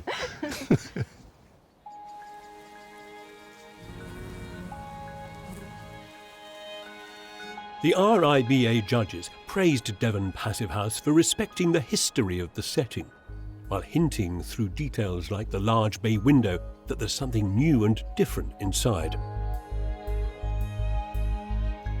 They loved the brick garden path that invites you into an intimate covered courtyard. This is just a really gorgeous space to be in. The traditional country house advertised the wealth and status of its owners. This modest reinvention celebrates the connection to nature. Clay-rendered walls and reclaimed terracotta tiles underfoot give it an honest, simple beauty. It's earthy, isn't it? It's all very organic, all different variations of clay. I think it just makes you feel good. I don't know why, but it just does. I think we've always loved ceramic sculpture, ceramic pottery of all sorts. We've collected for a long time. I've even made pots. What's been called potaholics. So there's a lot of clay in the house. It's a very potty house. It's eco through and through, this place. It was built as a passive house, a highly insulated, airtight building that requires minimal energy to keep warm. Which meant Nigel and Eileen had to pay careful attention to anywhere heat might escape, like the doors, windows, or the striking 20-metre square roof light. That's not just standard glazing. No, that's triple glazed. Triple glazed? Yeah. All glass in the house has to be triple glazed. And so that was probably the hardest of the things to find. There aren't many people who make triple glazed roof lights that size. Not many people could make a building that brings together triple glazing, super insulated wall panels and a reinforced concrete basement, and make it airtight enough to pass the rigorous tests every passive house must undergo. That challenge fell to Nigel and Eileen's contractor, Richard Goulden. The detailing and attention to the joints where each panel sat upon each other was critical. It was quite challenging. Layer test day is always a big day. It's an anxious day for our site teams. Everyone moves out of the building and you start pressurising the house. Yeah, it's pretty nerve-wracking. But the house passed with flying colours. Add the solar panels on the roof, and this building generates 40% more power than it uses. This is a highly engineered, energy-positive home. But it's got its glamorous side too. There's a secret subterranean TV room, an exquisite oak-clad library, and an airy, open-plan living space that flows into a lavish kitchen. This kitchen island is fantastic. It's another clay surface, so this is made out of very high-fired clay. There are dazzling mirrored surfaces and handcrafted oak joinery too. Great big solid plank. And a door. Nice. It's the fanciest larder I've ever seen. You could seriously rent this out.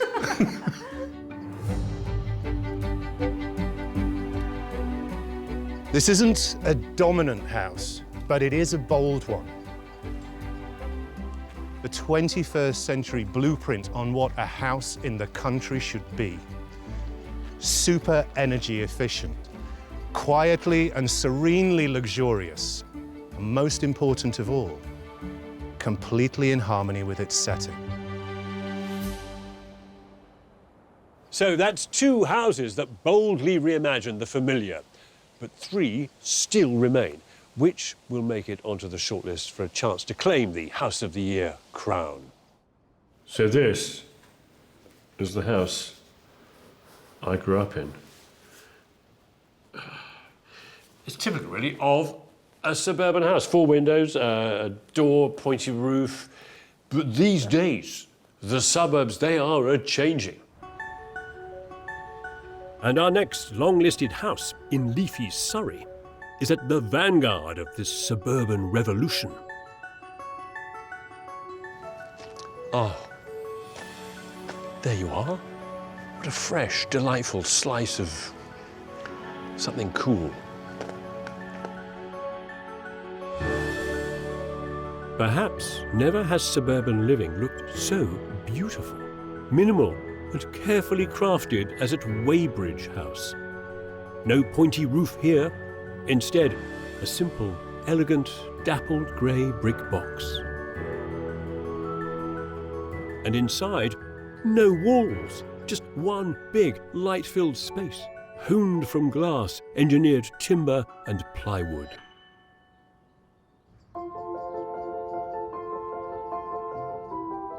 The ground floor is arranged around an open-plan living, dining and kitchen area, with a snug, a guest room and a home office spilling off it.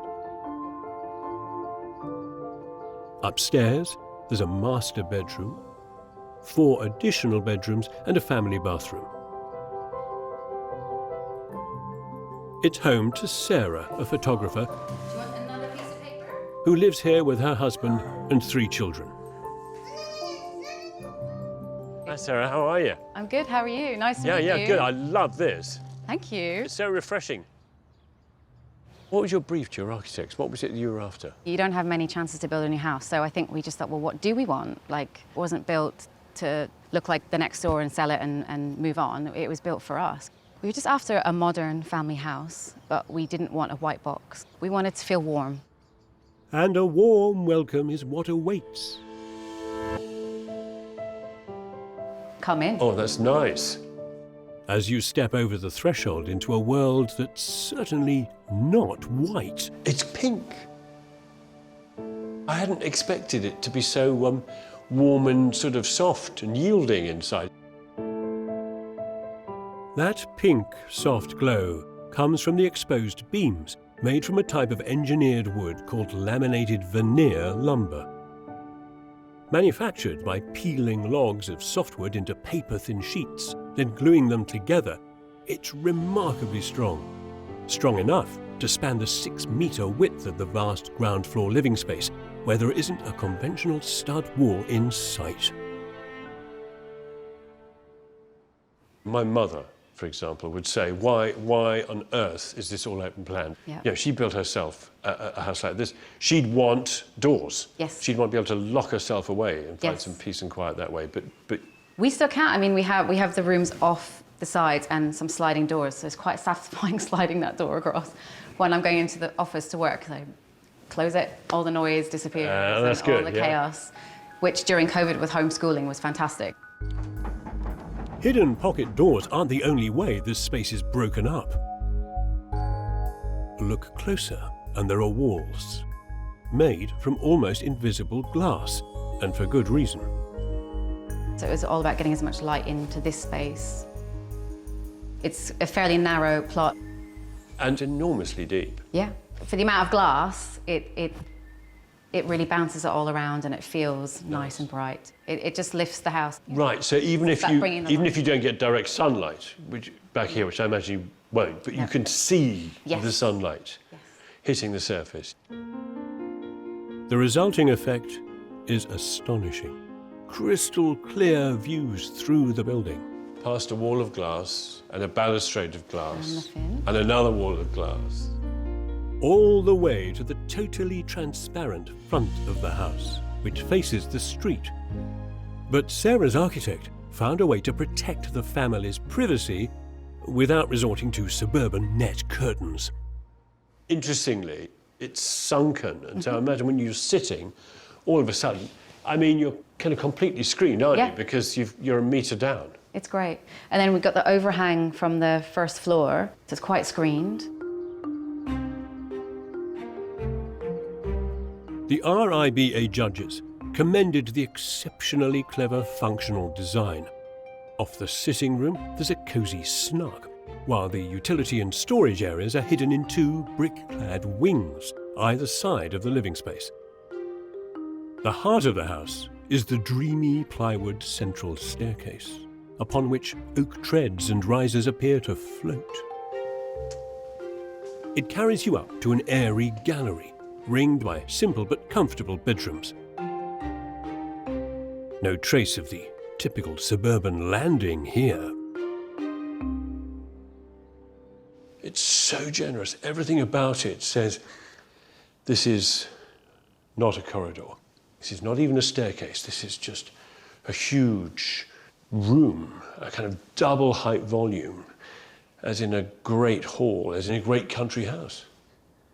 It's the grandest thing about the building.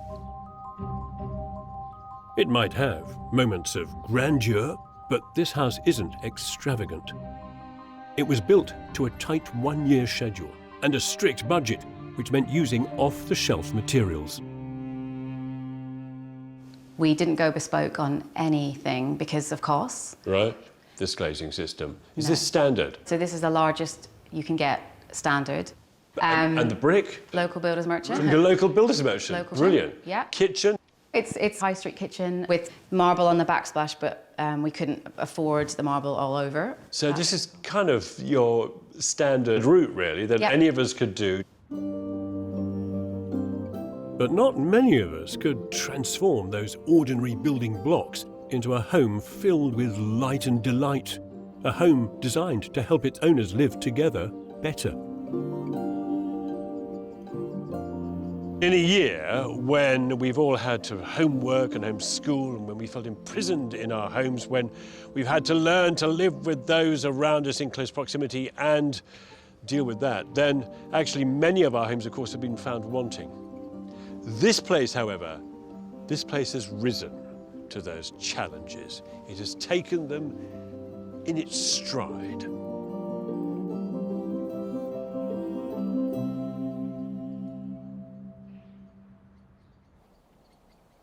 When you take on the decision to reinvent and revitalise a familiar type of building, well, then that comes with a responsibility and a whole new set of pressures. See, buildings like this, for example, they resound to people's histories. They are part of our collective culture, which means that when you are working with them, you have to tread very, very carefully.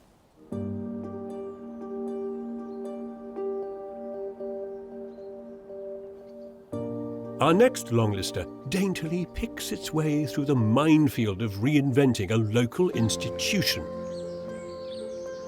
Damion's come to look for it in a picturesque Yorkshire village. There are certain buildings that just make a village. A pub, a church, or the village school. And this Grade 2 listed Victorian village school looks just as it should. Except hidden from public view. It's been reincarnated. Respectfully dressed in traditional stone, a long, low pavilion extension with a floating green roof has transformed the old school into a 21st century family home.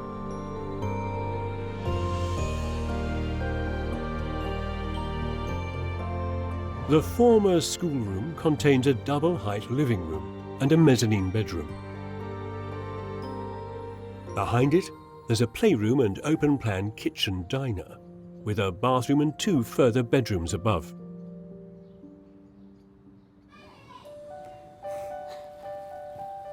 It's the home of James, an architect, Gail, and their 3 young boys.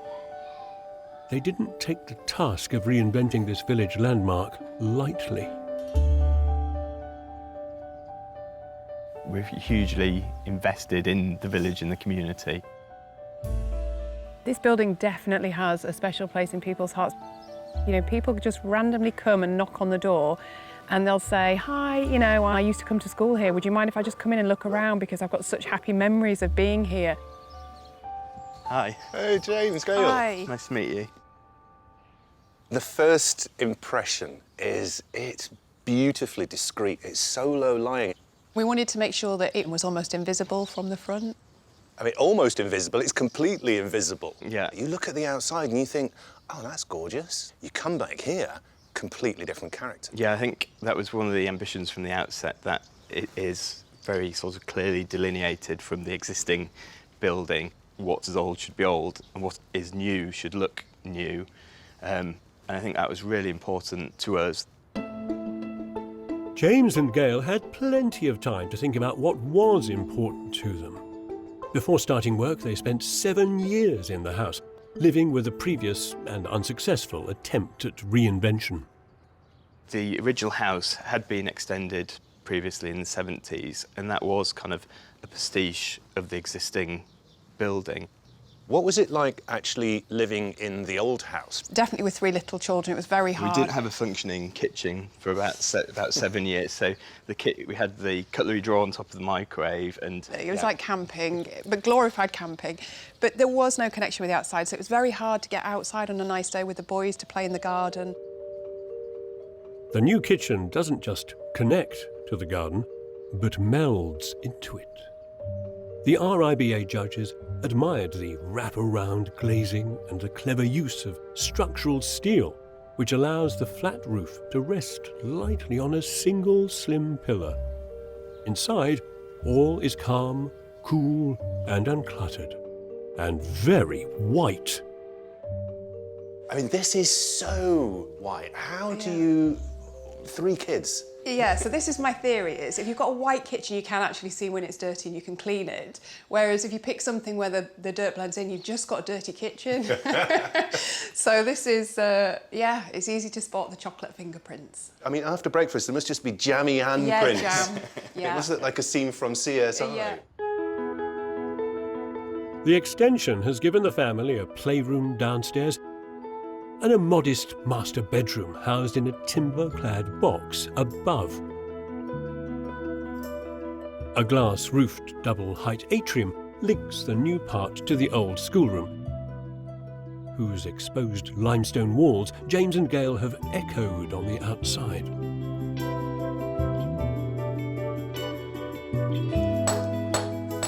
They wanted it to look like a traditional Yorkshire dry stone wall, which meant 40 tons of hand-chipped limestone had to be pieced together by eye.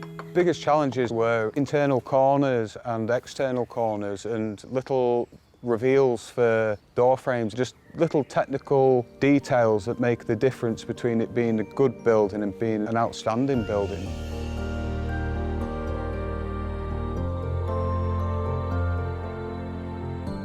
This carefully crafted addition deliberately stands apart from the old schoolhouse and allows it to shine in all of its 170-year-old glory.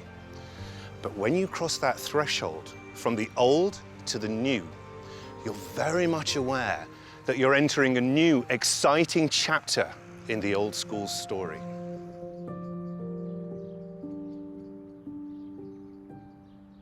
Now, just one master of reinvention remains to be seen before the RIBA judges complete their shortlist and unveil the overall winner of this year's House of the Year award. This is Hunset Mill, which won the equivalent of the House of the Year award in 2010. It reimagines and reinvents a traditional mill keeper's cottage in Norfolk by adding this extraordinary concertina-shaped extension. It just goes to show that you can respect the context, you can conserve the past, and you can still have a bit of fun. Michelle Ogundehin is in South London, where the past is everywhere in the shape of row upon row of Victorian terraces. Until you reach our final longlister. It is a terrace, but not as we know it.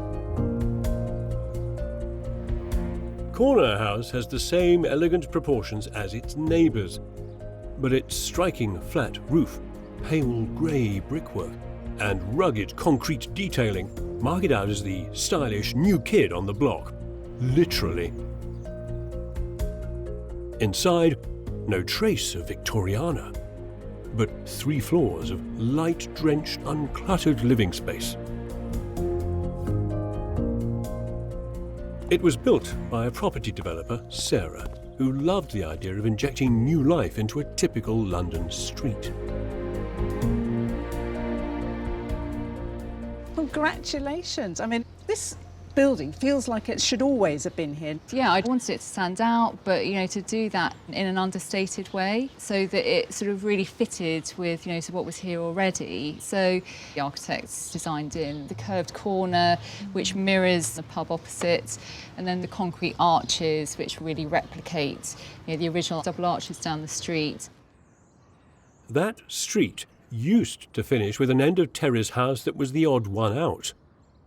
All the way down the street, there are pairs of houses.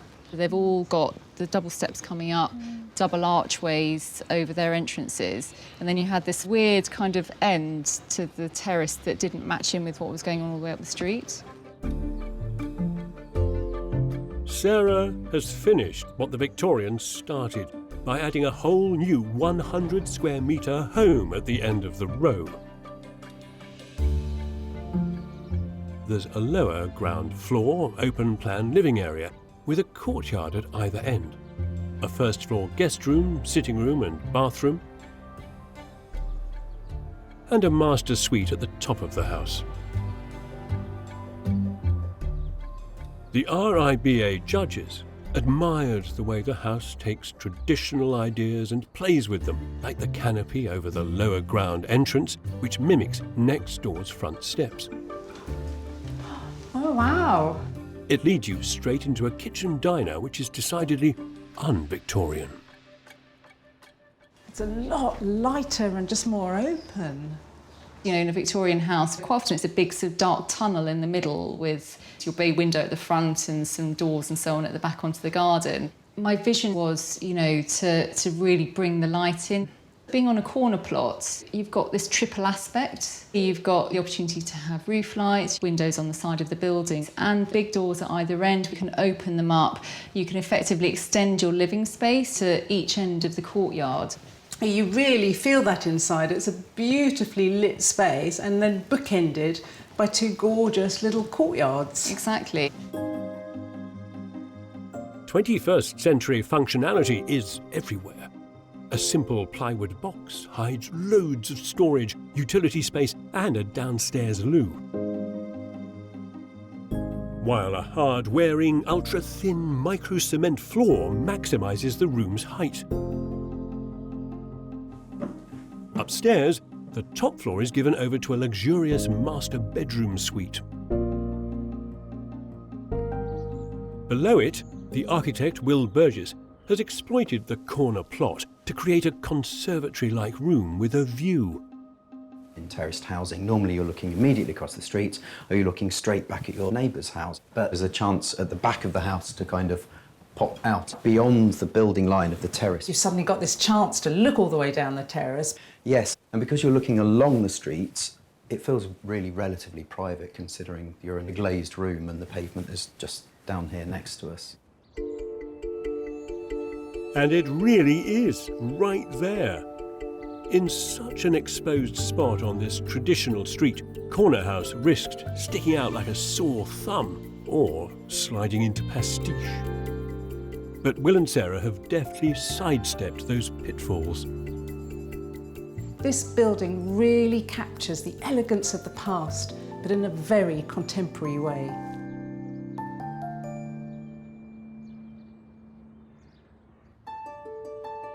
So, our tour of the last 5 houses on the long list is complete, but which of them will make it onto the shortlist? Will it be the rebooted Kentish classic, the modern Oast? Devon Passive House, the country eco-home on a former great estate? Waybridge House, reimagining the family home in glass and engineered timber? The respectful reinvention of a local landmark, the Old School? Or Corner House, the Victorian terrace reborn? The chair of the judges, Amin Taha, has the results. So, I mean, from this category of reinvention, you've shortlisted one house. Corner House. Corner House. The jury ultimately shortlisted this because it makes use of that leftover site. It has a formal, controlled, gentle, beautiful resolution to both streets, tying them together. The internal dimension to this house is about 3.9 odd meters. Most people couldn't imagine how you'd make a house work, a credible, habitable house. You've got large, feeling spaces. Very convincing way to deal with such a narrow plot. Goodness, wow, that's nuts. That's really great news. That's very, very exciting. I know there's amazing houses which are sort of far grander in a way than this. I am blown away. I'm so delighted. Come on.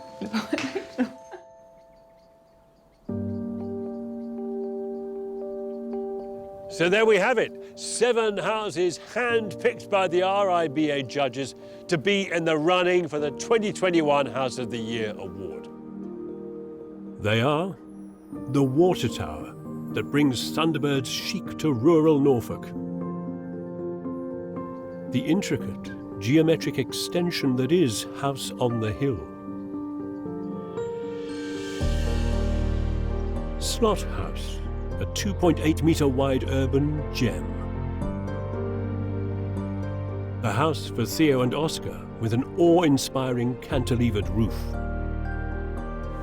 House in Asent, a calm oasis in an inhospitable wilderness. The Outfarm, a barn converted with the lightest of touches. And Corner House, that delicately balances past and present. The winner could be any one of these extraordinary homes, scattered across the length and breadth of the country, from the Highlands of Scotland to the rolling hills of Devon. Question is, which one?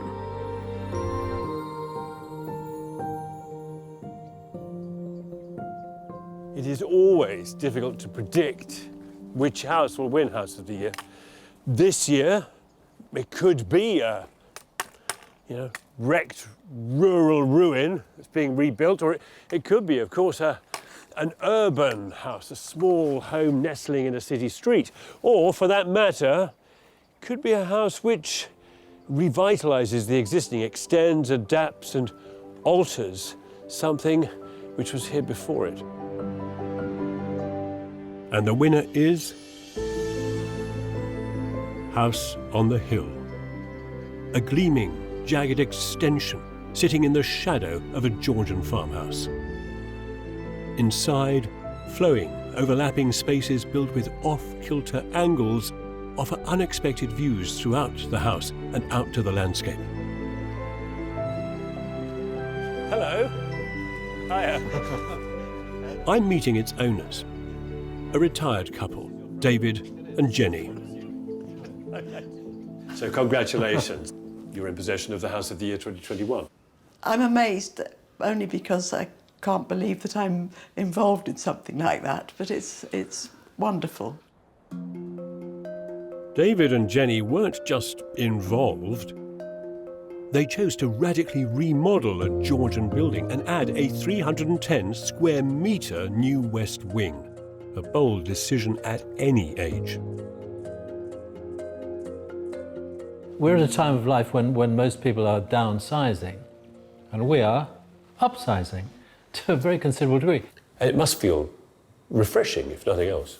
It's been a fantastic shot in the arm, and it's a magical thing to see this very complicated piece of geometry take shape in front of you. And it is complex. Not one corner of House on the Hill makes a right angle. Every roof light, every wall has been subtly cranked. The effect is seductive. This walkway, as it narrows, seems to pull me forward. This building sort of performs a little bit like a set of bellows, kind of gently opening and squeezing the spaces. And your route through the building, consequently, is not straight lines, it's more wibbly-wobbly. As you're squeezed and stretched through the house, it leads you, always, to a view. I really like this. It's an observation deck, isn't it? I mean, it allows you to see over the landscape. Elsewhere, vast glass walls bring the garden in. And all those voids edged by glass balustrades are designed for enjoying views within views. Within views. And drying the sheets. And drying the sheets. I dry the sheets inside. Well, the house is so perfectly insulated that rather than use the tumble dry, I put it over all the balustrades. Great. You see? I'm sure it dries in a trice. Probably the world's most beautiful clothes horse. House on the Hill was 10 years in the making, masterminded by superstar architect Alison Brooks. Congratulations on winning. Thanks very much. I mean, it's been a very, very long time, very slow burn to get to a finished building. I actually am very happy that this project took that length of time. There was time to think and evolve, and that, I think, has contributed to its sense of timelessness. This timeless appeal is down to one big idea behind House on the Hill. A big idea which ultimately won over the RIBA judges. Alison's startling angular design is rooted in a layout that has been familiar to architects for centuries. The older house follows the classical 9-grid plan. The idea that the ideal plan of any building is a 9-grid. The central atrium or space and then rooms off it, forming a 3x3 grid. And here, some of those blocks or squares have been removed. One of those on the first floor is kind of slid out, and that becomes the upstairs deck. That's right. 2 volumes at the back, they're completely removed. And the architect has said, let's break this 9-grid plan with subtle 5 or 6 degree angles and make it far more organic. Those subtle moves in what is otherwise a very rigid geometry are very creative, and the outcome can be beautifully complex and a delight to walk around.